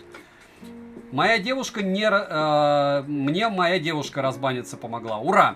Сейчас у многих брендов смартфонов предыдущей версии по железу лучше, чем более новые смарты этих же версий. Репа. Я не буду комментировать, потому что вы не смотрите на тип памяти UFS 3.1 или нет. Вы не смотрите на Bluetooth, вы не смотрите на версию Wi-Fi. Вы не смотрите на версию Type-C защиту от влаги. Вы не смотрите на материалы, вы не смотрите на ценник, вы не смотрите на оптимизацию, синтетику. Вы не смотрите на тип экрана, на количество точек на дюйм. Вы не смотрите на тысячи вещей, на которые смотрят другие. И это ваше право, и абсолютно великолепно. Отлично, что вы считаете, что старый смарт, который у вас на руках, лучше, чем новое. И я не собираюсь вас убеждать в чем-то другом. Не в этом смысл канала. Смысл канала в том, чтобы я рассказывал вам о железках.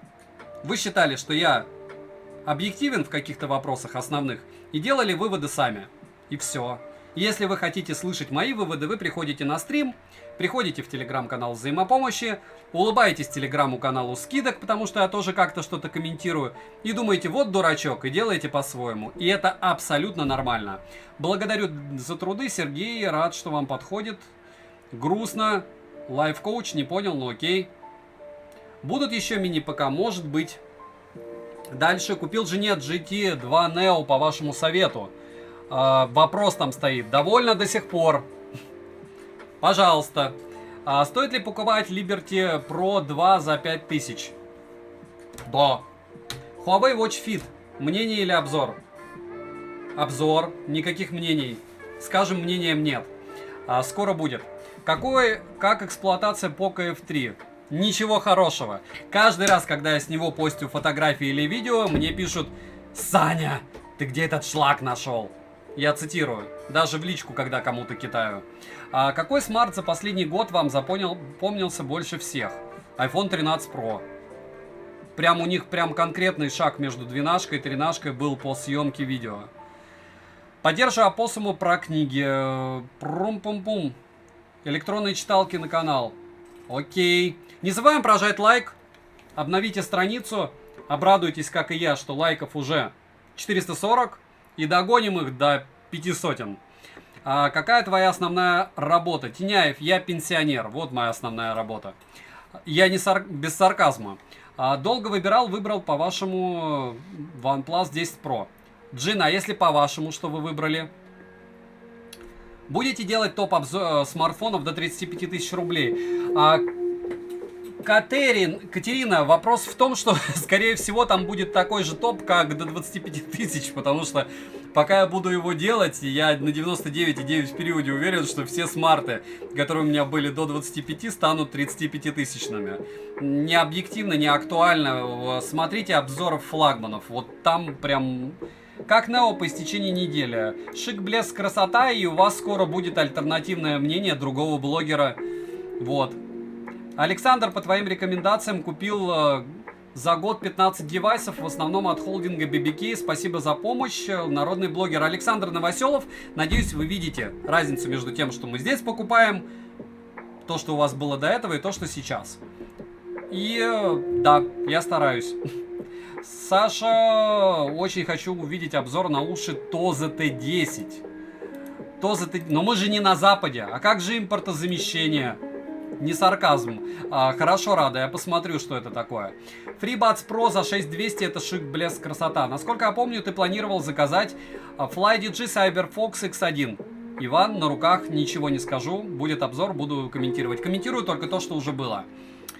Realme GT 2 Pro, китайская версия, хороша для покупки. Нет, потому что DJ Acer. Проблема в том, что единственный человек, который купил и был недоволен, скорее всего, не разбирался. И он, скорее всего, задавал тот же вопрос, что и вы себе. Если вы не планируете в девайсе сами копаться, настраивать оповещения, удалять программы, если вы не понимаете, что такое китайская версия смартфона, вы будете проклинать меня дальше, чем видеть только Global. Если вы готовы включить голову, читать потом форумы и чуть-чуть набраться опыта, а потом радоваться тому, что вы имеете возможность покупать китайские девайсы и настраивать их под себя, то welcome. Это бесподобный смарт за свои деньги.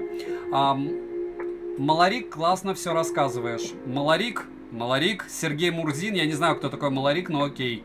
Александр, какой смартфон? Антон Абалихин. Рассматривать к покупке с небольшой диагональю, с тех характеристиками на уровне, скажем, но не iPhone. Скажем так, но не iPhone. Xiaomi 12X. Я бы взял глобалку. Маленький 870. Если не китайская версия, на 870-м Realme GT Neo 3. Во! Глобалка. 23 тысячи. Сегодня или позавчера. На днях я покупал. Зачем топ селфи-камеры, если в топе Samsung и iPhone? Да? Я каждый раз говорю, что фронталки это Samsung и iPhone. Все остальные рядом не валяются. К сожалению. Xiaomi 12 Pro сильно греется в сетях, камере и фильмах. Греется сильно, как и все смартфоны после 870-го снэпа. Плюс-минус одинаково. Можно аргументы насчет ZTE. Шлакоблок, можете погуглить. Это смартфон третьего эшелона. Так же, как Lenovo. Это бренд третьего эшелона из-за материалов, оптимизации. Но есть много маленьких блогеров, которые в основном занимаются перепродажей данных брендов. И хорошо на этом наживаются и убеждают вам, что это хорошо. Пусть убеждают дальше. Я не собираюсь заниматься тем, чтобы переубеждать вас. Вот. Когда вы получите в руки любой аппарат ZTE, возьмите, пожалуйста, любой топовый аппарат Xiaomi. После этого Realme, IQO, Vivo, не знаю что, Sony, Samsung, средняк.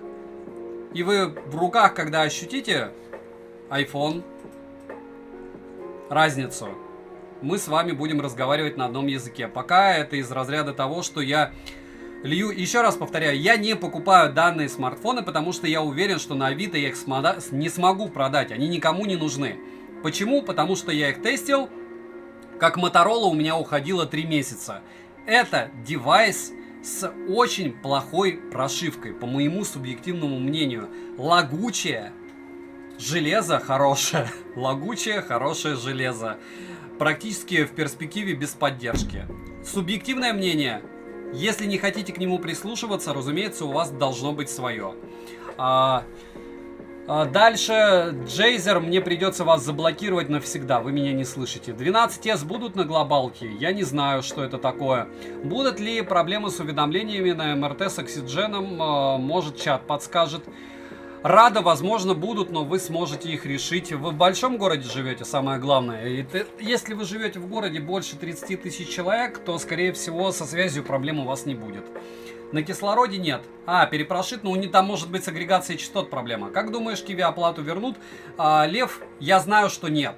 То есть, единственное, что я могу вам сказать, за счет того, что один из топовых покупателей Алиэкспресса, и плюс... Я думаю, что вы прекрасно понимаете, учитывая, что я обозреваю товары оттуда, покупаю, они, один черт на меня обращают внимание, они великолепным образом, каким-то образом связываются. И, проще говоря, у меня есть официальная связь с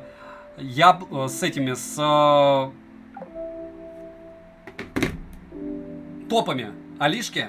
Не всеми. Киви не будет. 99,9 в периоде. Никогда больше. Жене заказал 12X как раз. Глобалку, надеюсь. Дальше Слипи. Привет, неделю назад купил Amazfit GTS Mini. Не знаю, что лучше, они или Huawei Watch Fit. Что думаешь ты? А я не думаю. У меня есть топы. Вот здесь без сарказма. Посмотрите топ смартфонов. Посмотрите топ часов. Вот. Я не знаю ваш смартфон, я не знаю ваш сценарий использования, я не знаю, что вы подразумеваете лучше, нужна ли вам автономность, либо вы... Я говорю, 1000 параметров, которые вы сейчас в чате не пишете, и в принципе я не буду анализировать сейчас это. Почему? Потому что есть топы на канале, это раз. Два, есть предпочтение, если у меня телефон Huawei, я выберу Huawei, если не Huawei, я выберу Apple Watch. Дальше. Есть телеграм-канал взаимопомощи, сформулируйте там вопрос так, чтобы вы сами себя поняли. У вас бюджет, еще что-то, еще что-то. А самая комичная ситуация в том, что вы уже написали «я уже купил». Смысл после этого что-то спрашивать? Ладно. Вот поэтому, да, у меня никогда не будет миллиона подписчиков. Жаль, конечно, что Киви оплату убрали. Хорошо, что они сделали нормальный курс, друзья. Будет обзор на Redmi Note 11E. Если бы вы приходили на стримы сразу, вы бы знали. Я думаю, вы поняли, нет? Дальше, Саша, чем Global от RU отличается? Ничем. А вот Global от Global ROM отличается тем, что на китайскую прошивку накатили глобальную. Но это не значит, что у вас появились бенды или агрегация частот. Вот. Наверное, про это надо в телеге сделать что-нибудь, чтобы у меня не спрашивали. Глобалку проверил 100 раз. Хорошо? Да ничего не жаль, сейчас даже выгоднее. IMEX, вот видите, как отлично. Саша, PS5 на Али, китайская и японская версия. Что взять? У тебя версия плойка для Европы. PS Plus работает. У меня версия, Вячеслав, я ее покупал в магазине Sony в России. И нет, не работает. Евгений Обухов, с высоты своего опыта, если завтра тебе нужно будет начать YouTube канал и фотоконтент в ВК, в каком-нибудь, ты какой бы девайс выбрал, помимо айфона? Любой, Евгений, iPhone. Потому что если откроют запрещенную сеть, лучше, чем она, фотки не будет туда закидывать ничего. Но я хочу, чтобы вы четко понимали, что, опять же, моя история это не история успеха, это точно. Потому что у меня всего 305 тысяч подписчиков после почти 1000, вы вдумайтесь, 1300 обзоров на YouTube. 1300. В онлайне сидит всего 339 человек. И я не популярный блогер. Я просто блогер, который трудом получает просмотры в поиске. И кто-то из этих людей, которые в поиске меня смотрят, через года какие-то подписываются. У меня нет вот этого вот правильную фотку. Обзор залетел, еще что-то. Нет, такого нет. С другой стороны, больше 150 обзоров у меня имеют больше 100 тысяч просмотров на хайповые товары. И это показатель хороший. А к чему это все? Это не бенефис меня, это к тому, что я не могу вам советовать, как правильно начать канал. Какой-либо. Я знаю, что нужно просто пилить для себя и заниматься своими делами. И как только у вас появится опыт, которым вы сможете делиться, как только ваш аналитический ум в чем-то будет либо кого-то радовать, либо помогать. То есть некоторые люди красиво танцуют. У некоторых людей, политических обозревателей, допустим, они кого-то успокаивают. А у других людей есть великолепные какие-то свойства запоминающиеся. То есть они запоминаются. И с ними хочется общаться. Вот, наверное, у них лучше спрашивать. У кого в инсте там по несколько миллионов. Потому что, наверное, с таких и надо равняться. Вот, если кратко. И они смогут вам посоветовать. А чтобы был хороший контент, любое яблоко. 10, 11, 12, 13, без разницы. По большому счету, если у вас руки из прямого места, то любые хуавеевские смарты хорошо подойдут. Если у вас ограниченные финансы, то Xiaomi. Допустим, мне очень понравился, я еще раз повторяю, и 11S из бюджетников, и 11T, и 11T Pro. Это вот если прям low-cost брать относительно. 11S прям low-cost. Вот. Спасибо, Сэм Тейлор, за доброе слово. Когда я уже выиграю, Влад, если вы это спрашиваете, то, скорее всего, я вас расстрою никогда. Обычно люди выигрывают те, которые не ожидают. Саня, подскажи оптимальные затычки под РТ. Под OnePlus только OnePlus, Сергей Мельников. Вот и все. OnePlus, бац. Дальше, главное, что ты независимый, объективный. Ну, начнем, Юрий, с того, что объективным быть никто не может. Он всегда субъективен. Объективного мнения, в принципе, на моем понимании, с теологической точки зрения, его не существует. С одной стороны. С другой стороны, в чем может быть зависимость? Опять же, зависимость может быть от иглы денег. Вот опять же, возвращаюсь к техно. Когда люди привыкли к большим деньгам, они, конечно, бегут от техно потом в политику.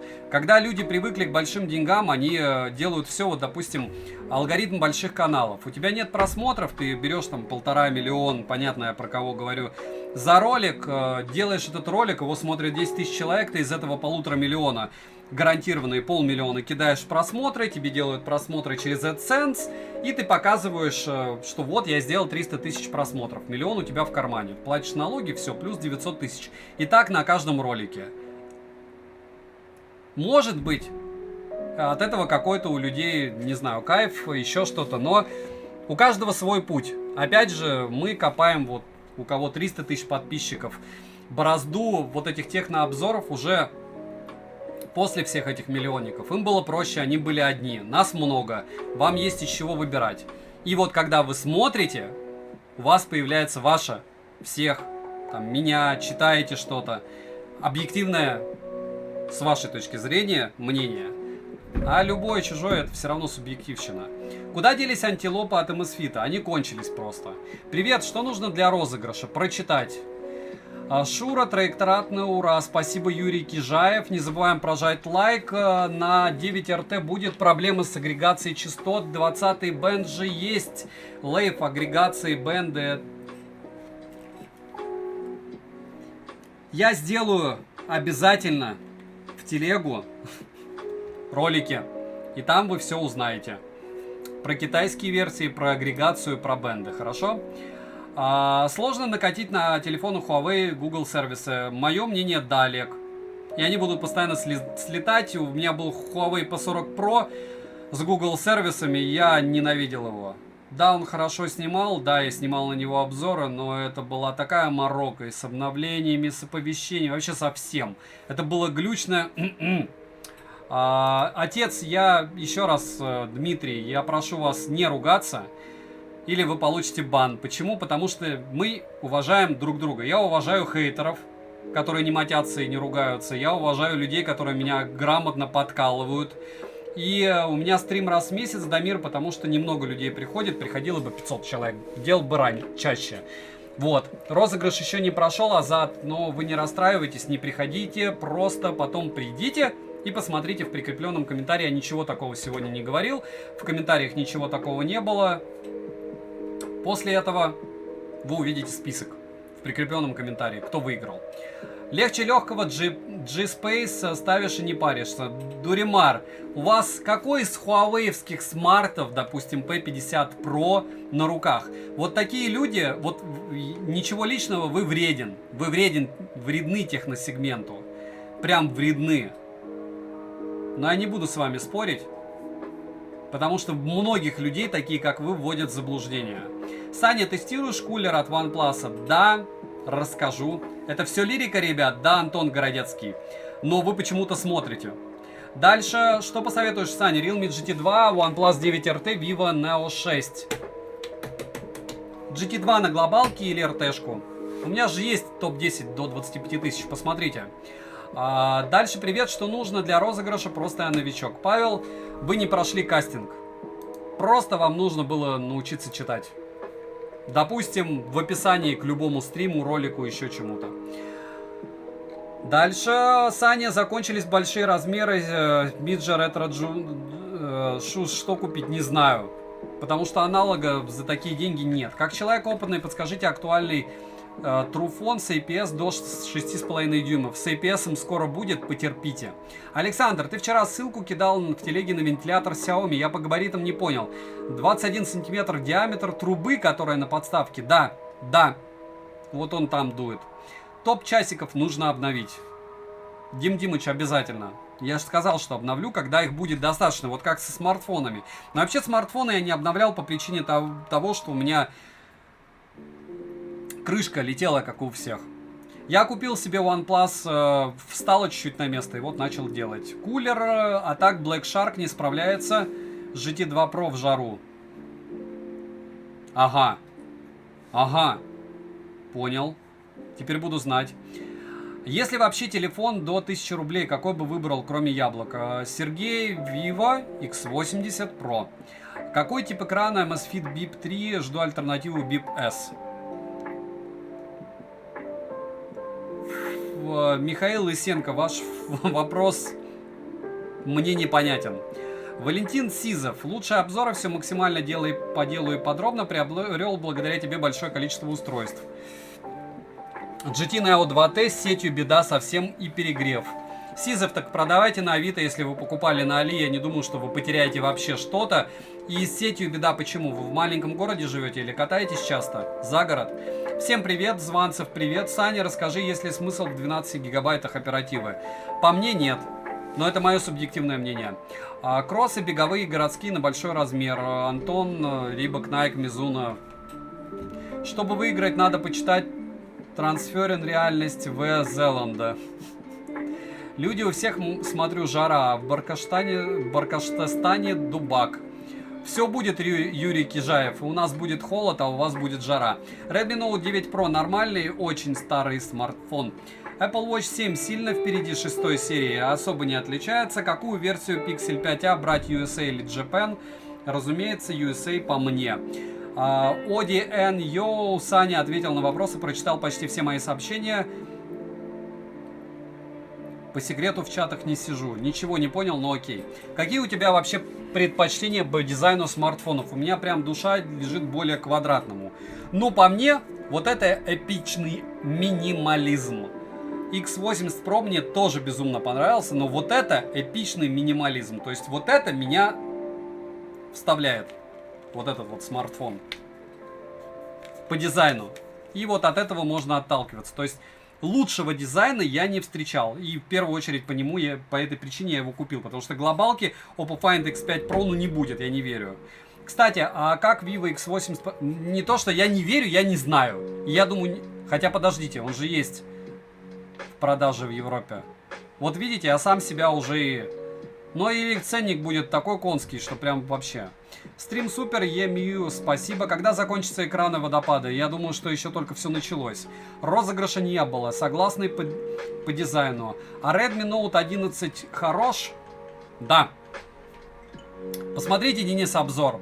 Еще раз, основной канал это Польза.нет. Вы можете на него подписаться, там море обзоров. В поиске пишите, допустим, Redmi Note 11 Польза.нет на YouTube, и вам выдает мой обзор. Саня, какой беспроводной зарядкой ты пользуешься? Никакой уже. Я, ну, иногда OnePlus-овской. И все. И яблочной. Все. Новосибирск тоже холодно. Find X5 Pro очень хорош. Глобалка есть в Европе. Да, Дмитрий, я сам себя отдернул, видите? Мозг на жаре вообще не работает. Но я не видел, кстати, глобалку на Али. Рекомендовал бы к покупке Xiaomi Mi 6 спустя столько, если бы он был в продаже. Конечно, нет, потому что время прошло и гигей. Поддержки уже нету, или есть еще у него поддержка. Да, в Новосибе дубак, зато в Питере жара. Да, Александр Новоселов, есть такое дело. Наткнулся на тебя в прошлом году, когда выбрал себе телефон на DR. До сих пор смотрю твои обзоры по возможности. Спасибо, Андрей. Анти сорвал плюс 30. Ух. Базеус 1000 мАч на 22,5 Вт. Норм. У Базеус не суперские зарядки, я пользуюсь. ZMI, обзор на канале. и хуавеевским зарядкой, на которую так и не сделал обзор, кстати, надо сделать. Я говорю, у меня очень много девайсов, которые я покупаю, но мне кажется, что это правильно. Я выбираю самое интересное, потом вам рассказываю. Может быть, буду запихивать в обзоры на что-нибудь параллельно сейчас. Vivo X80 Pro, мощь? Да. Красивая пирамидка в обзорах мелькает. Хорошо, я так думаю, тут сидят ради хорошей компании. Все привет. Да, Юрий Кижаев, в основном да, потому что у нас в принципе сбор раз в месяц. Дальше.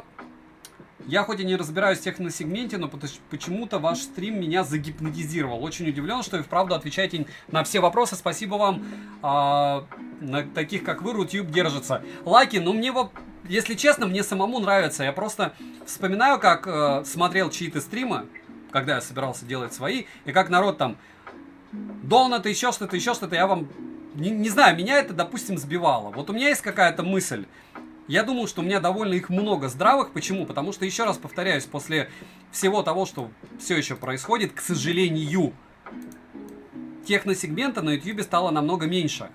И я еще раз повторяю, что остались самые заряженные. И у меня, может быть, с ними мнение не схоже, но если они делают обзоры чаще, чем 3 раза в неделю, то у меня к ним есть определенного рода уважение. Все остальные хайповщики на детях. Почему? Потому что если люди делают там обзоры раз в неделю, раз в 2 недели, а все это в игровом сегменте из разряда, это в 99% случаев им прислали. Вот, то есть я четко понимаю, что им прислали. А по большому счету любой техноблогер больше 100 тысяч подписчиков, он может даже брать у магазина, рассказывать и, главное, говорить про магазин. Ему, в принципе, этого будет достаточно. Потом отдавай девайс, и это тоже, в принципе, вот в том мире, в котором сейчас мы живем, вот когда-то у меня было мнение другое, сейчас, друзья, объективно, YouTube вообще ничего никому не дает. Ну, окей, у меня монетизация $400. Я плачу налоги, но $400 это 20 тысяч рублей. То есть, ну, это вообще капля в море относительно того, что я трачу. И если люди, ну, опять же, я и себя подвожу под то, что если у меня жизнь станет раком, скорее всего, я буду брать. Но вряд ли. Я думаю, вы не против. Дальше, Александр, никто мне не даст Oppo Find X5 Pro пойти и на крестах просто потопить. Все смотрим в телеге, как я топил эту штуку. Что выбрать, 9RT или 12X? А вот это инферно, уже очень странные дела. Я не люблю MIUI, но если вычеркнуть MIUI, я бы взял 12X. Почему? 870, да, нет запаса, да, еще что-то, но... Ну, глобалка, вот глобалка, она решает. И, не знаю, но цена... То есть вы понимаете, что вы сравниваете девайс, который стоит 22 тысячи рублей, на Али я сегодня скидывал ссылку, и 29. То есть разница 30 с лишним процентов. Как я внутри себя могу вам сказать, что вот что лучше? Не брать цену? Ну как? Ну не брать цену, я бы 12X взял. Почему? Потому что можно потом продать дороже. А вот если брать цену, то РТ. То есть он выгоднее. Все придет, пришел на розыгрыш, но, блин, до сих пор на стриме не могу оторваться. Немного критики, не внутренняя память, а ПЗУ. А постоянно энергозависимая АОЗУ. Да я отличаю оперативку от внутренней памяти. Я еще зацепил то время, когда мы шоколадки вставили, я думаю, вы помните, в видеокарты. То есть в видеокарте была расширяемая память. Дмитрий, но спасибо.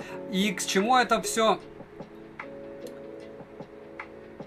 Спасибо, что вы на стриме. Я что-то хотел вам ответить. Придет все. Нет, вы не поняли, я уже на том месте. Вот я на своем месте. Когда-то год назад, там 2 года назад я говорил, я вот надеюсь, что у меня будет возможность там покупать любые наушники. Я их покупаю. Теперь у меня есть возможность шатко-валко покупать. И я все смартфоны, которые мне интересны, покупаю.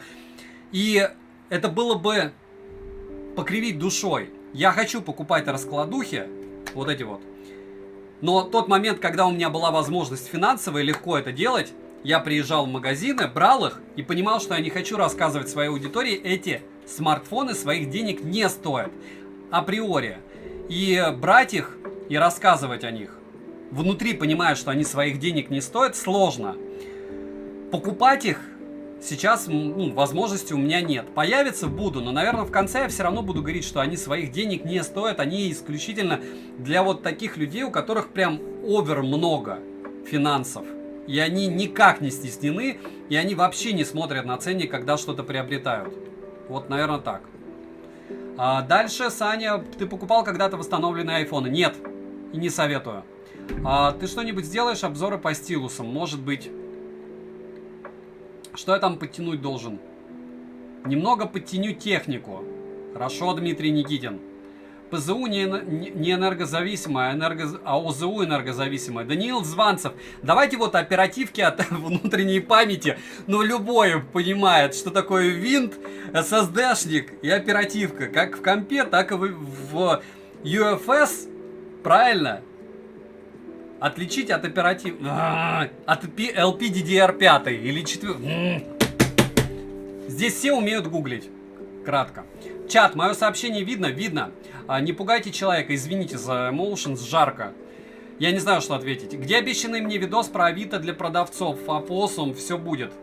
Я не знаю пока, что тебе сказать, Опоссум. Меня пока еще не кинули. Я вот был морально готов с квадриком, что меня кинут, но не кинули. Почему практически все блогеры хвалят китайцев, но ходят с яблоком? Том Форд еще раз лучше, чем яблоко, в запрещенную сеть ничего не выкидывает. Это раз. И проще всего монтировать видео с яблока де-факто. Было кайфово с Huawei, но нет. То есть у него лучше всего автофокус, но это если снимать на него. А в основном я сижу, вы, кстати, как-то это смотрится, в основном посты-то я делаю на Poco. И сижу я через Poco, потому что, спойлер, в метро не подключить Wi-Fi на айфоне. Но я думаю, ну, может и можно подключить, но я не знаю как. Но я не знаю, как вам объяснить. То есть, иметь самый дорогой продукт, чтобы говорить о том, что этот продукт своих денег не стоит. Если вы не слышите, я никому не советую покупать сейчас айфоны, туда нельзя устанавливать программы банковские. Их могут окирпичить дистанционно. Но не пользоваться девайсом, который в какие-то моменты, в каких-то аспектах реально удобен, с такими камерами нет ничего на рынке. То есть с камерами, с которыми не надо ничего думать. Вот мне думать не надо, у меня нет времени думать. Я записал, выгрузил, забыл. Записал, выгрузил, забыл. Ну, не забыл, вот сформулировал мысль, окей, пошел дальше. Если я буду снимать на что-то другое, мне придется тратить больше времени. И плюс в социальные сети при выгрузке лучше, чем яблоко, никто не работает. Вот кратко так. iPhone не стоит своих денег вообще, Самир. Но опять же, вот смотрите, у меня нет золотых цепочек, у меня нет перстней, у меня нет золотых зубов. Мои очки стоят на Али, вот я вчера выгружал, 2100 рублей. Я пользуюсь метрополитеном. Я не из тех людей, которым нужен статус. У меня машины нет, у меня прав даже нет. Хотя, поверьте мне, я бы мог купить хорошую машину. Но какие-то вещи я люблю. Я люблю дорогие гаджеты. Более дорогого гаджета, чем iPhone, есть S22 Ultra. Я с ним походил, у меня ощущение нехорошее. То есть у меня нет ощущения от того, что вот это классно, удобно и т.д. и т.п. Здесь мне больше всего импонирует, что какую бы фотку я ни сделал, если мне надо куда-то запостить, мне никто не пишет, что за мыло. Он думает за меня. Больше смартфонов, которые думают за меня, я не встречал. Я ходил с S21 Samsung и с Huawei P40 Pro. Прошлый год. И вот этот год я ходил с iPhone 13 Pro, сейчас 13 Pro Max, на который так и не сделал обзор, к слову. А какую бы вы машину мы выбрали? X7, конечно. О, Саня, тоже нет прав, брат. Да. Стоит ли покупать iPhone 5 за 1000 рублей? Зачем? Чтобы поставить его куда-то. 12X прям хороший. Sofrex за 28 тысяч рублей глобалка, да. Так, Саня, на каких телефонах, кроме яблочного огрызка и пикселя, лучше камера, включая фронталку? Samsung. 22-й, ну любые Samsung. Ни разу не брал смарт-часы, хочу взять. Какие посоветуешь? Лев Алексеевич, пока вы не походите с Mi Band, любым, 6-м, 7-м, ну 7-й стоит там на Али тоже 200-2200, вы не сможете понять, нужен ли вам вообще этот девайс. Sony Xperia 5i, мнение нет. не тестировал, не хотел бы покупать. Добрый вечер, оверпрайс. У Sony вообще все лютое оверпрайс, они больные. По поводу смартфонов, вот однозначно ни один из них не стоит своих денег. Ни в долларовом эквиваленте, ни в рублевом, ни в дарении. Добрый вечер, Александр. По вашему мнению, на замену Redmi Note 7 Poco F4 достойная замена? Да. Красивая пирамидка в обзорах мелькает. Уже отвечал. Я понял. Какие можно посмотреть часы на подобие Samsung по функционалу, но дешевле? А куда дешевле-то? Никакие. Ну, чтобы так же работали, это либо Huawei, либо Samsung, либо iPhone. Ну, либо Apple Watch. А что за стул? Это икеевский стул. 5 числа я буду тоже стоять у Икеи. Почему? Потому что мне нужно купить 2 дверцы, которые я могу купить только за 24 тысячи, а там это мне выйдет в 10. Вот. И там же стулья есть. Кстати, стул тоже куплю, постараюсь, если я успею. Вот. Дальше 5 секунд.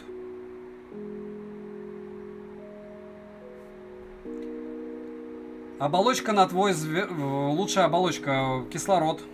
Кислород.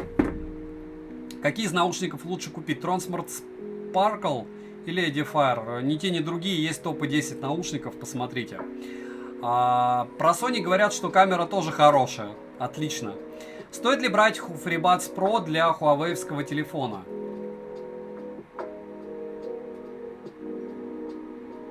Однозначно да.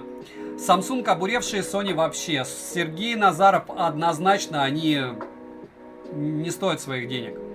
Amazfit GTS 2 на Али сейчас яблоко может быть только одно. 8К стоит ли рассматривать к покупке? Как-то дорого. Я не знаю, где вы такую ценник взяли, дорогой. Нет, не стоит брать восстановленных.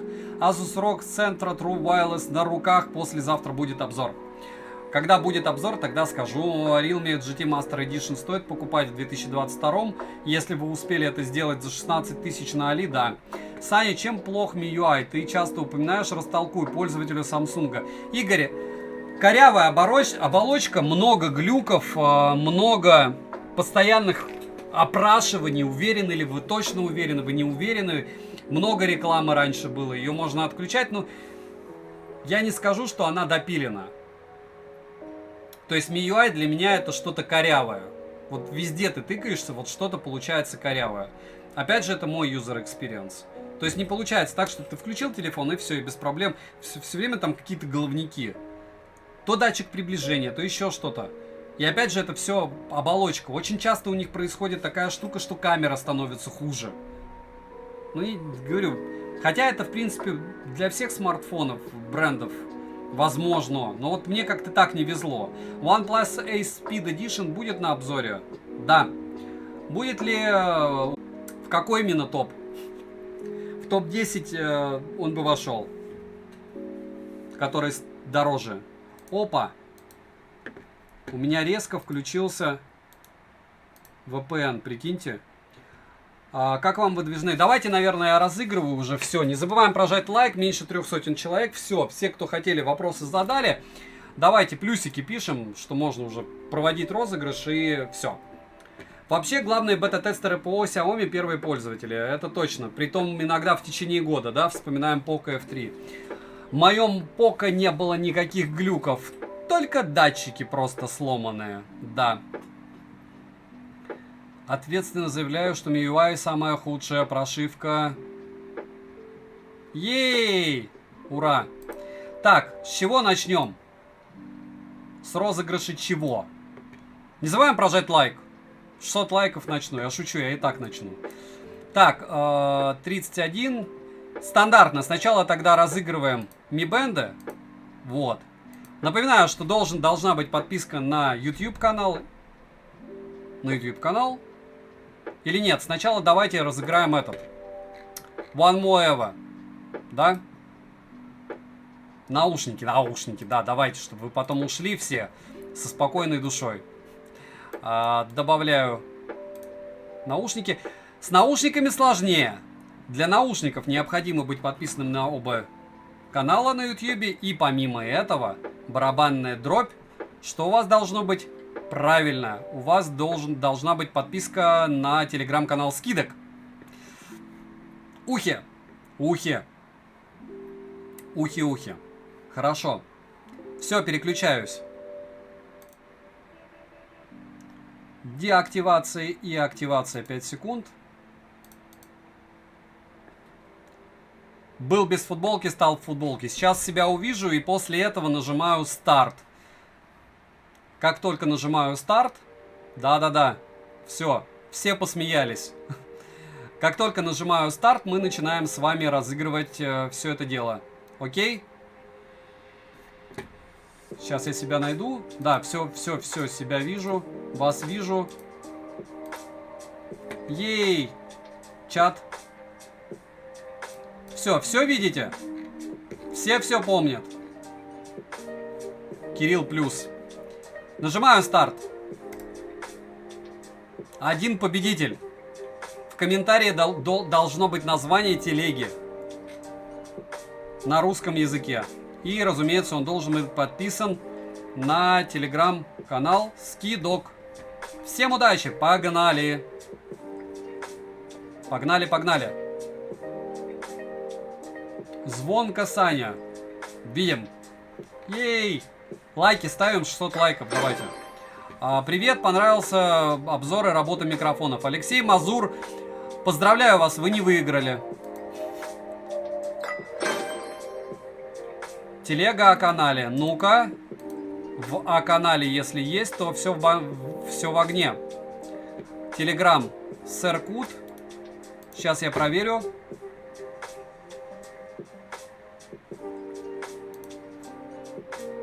Я думаю, что никаких проблем не будет с проверкой. Подписчик. Есть Сэр Кут Сергей К. Поздравляю вас. Вот ему я, кстати, напишу. Вы выиграли уши. Или нет? Давайте проверим, напишет он или нет. Я надеюсь, что напишет, потому что я у него появился. Должен. Так, понеслась. То есть Сэр Кут у нас выиграл. Победители. 5 секунд. YouTube канал. Уши.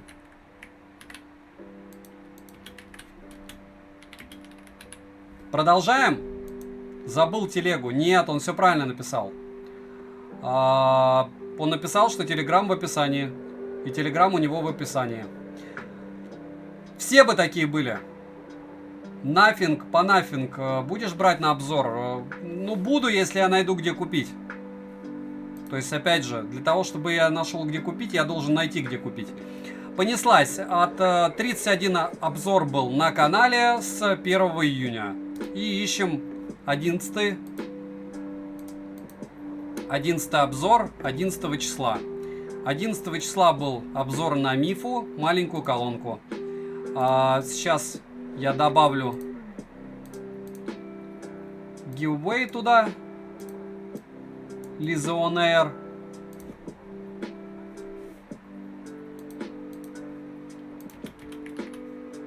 Сохраню.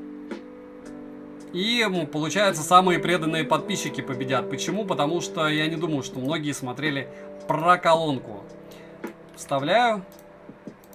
300 комментариев всего. Кто там писал, что 1 из 18 тысяч вероятность? Нет, это не так работает. И по факту из этих 300 человек 5 человек не будут подписаны, допустим, на телеграм-канал Live. О каналы. Так. Live. Нет, не то. Не так я ищу. И как же мне его найти? Напоминаем, Ctrl что? Польза.нет пока не вижу. F3. No nothing, если найду, где купить, то куплю.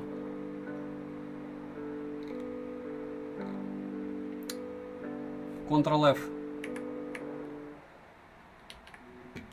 Польза. Польза NetLife. Первый победитель Кастомис 123. Сразу его помечу. Поздравляю вас. Вы выиграли Mi Band 6. Я, кстати, люблю так. В принципе, классно же. Когда люди выигрывают. Следующий. Жаль, что абы не видны. Подписка. Спасибо за обзор. Каналы. Ctrl-F. Польза. Польза NetLife. Поздравляю. Еще Алексей А. Дальше. Главное. Второй.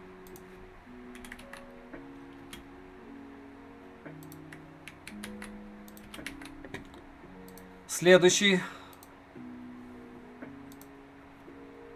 Думает. Ждем. Нет, еще раз надо. То есть 2 человек мы уже нашли. Liberty Pro 2 или Liberty R2? Топ-10 же есть. Яга G. Яна G. Яна G. Каналы. Сейчас прогрузим. Ctrl-F. Польза. Польза NetLife. Поздравляю, Яна G. 3-й бенд.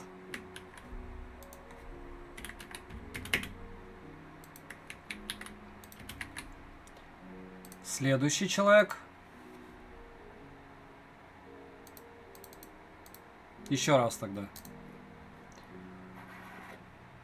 Пошел отток зрителей, не критично. Все равно мы потом заканчиваем. Да мало кто колонку смотрел. Как вы считаете, стоит ли брать инфиг? Так, список подписок скрыт, к сожалению. Еще раз.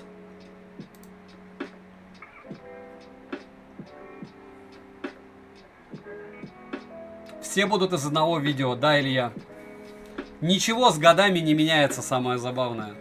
Наушники Oppo NK-R2 и Vivo TVS Air скоро будут? Скоро. Flower. О каналы. Смотрим.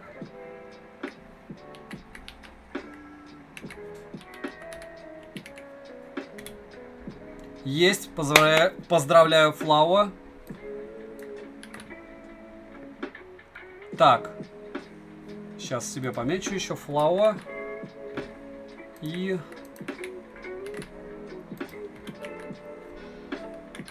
Последний.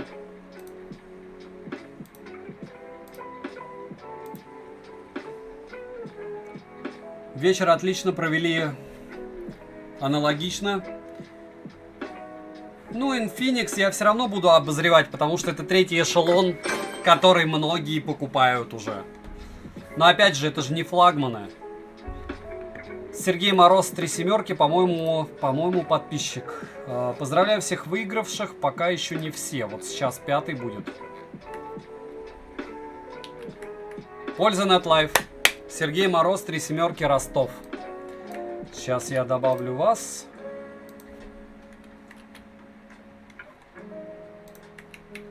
Так. Все. Банкет закончен. Файл сохранить. Пам-пам. Спасибо за работу. Вам спасибо за то, что зашли. Давайте актуальных вопросов еще чуть-чуть накидайте, я отвечу, и все.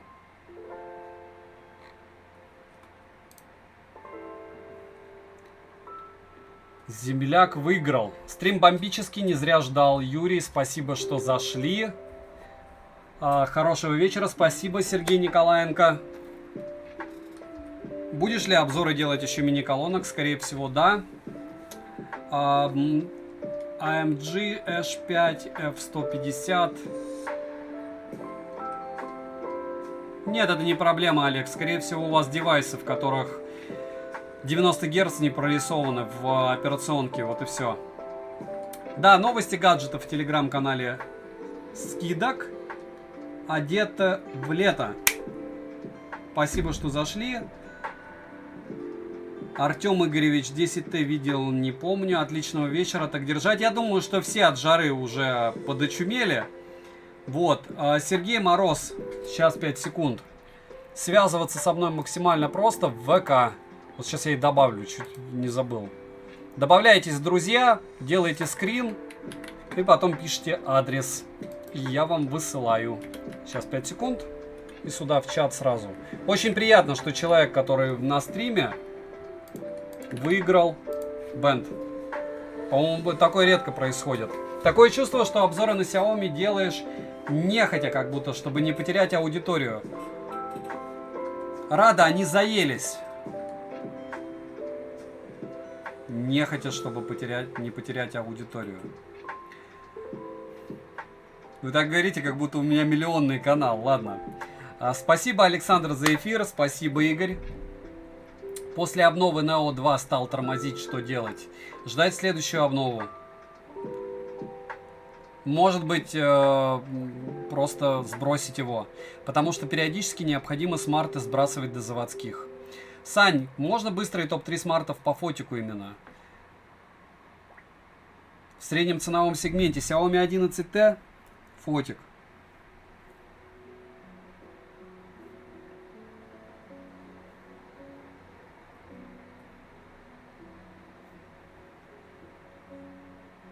Ну, OnePlus и все, если брать среднеценовой, то они снимают не так хорошо, как, допустим, те же Xiaomi. Любые среднеценового сегмента. Если брать... Ничего ж себе вы дали задачу. Xiaomi 11T, 11 Pro это не среднеценовой. Неплохо Motorola фотографировала, видео шлак, а фото были очень даже ничего. Притом все и S, и X. А если брать 12X Xiaomi, 28 на Али, глобалка. 12X у Xiaomi отличный. Pro Redmi Realme. Я бы взял GT2 или GT2 Pro, но это не особо среднеценовой сегмент.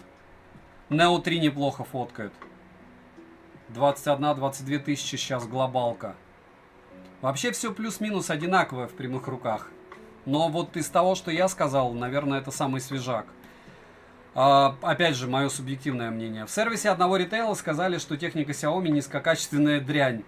Егор, но в другом сервисе вам скажут то же самое про Realme и еще много чего. Давай 600 лайков. Уже есть, спасибо большое.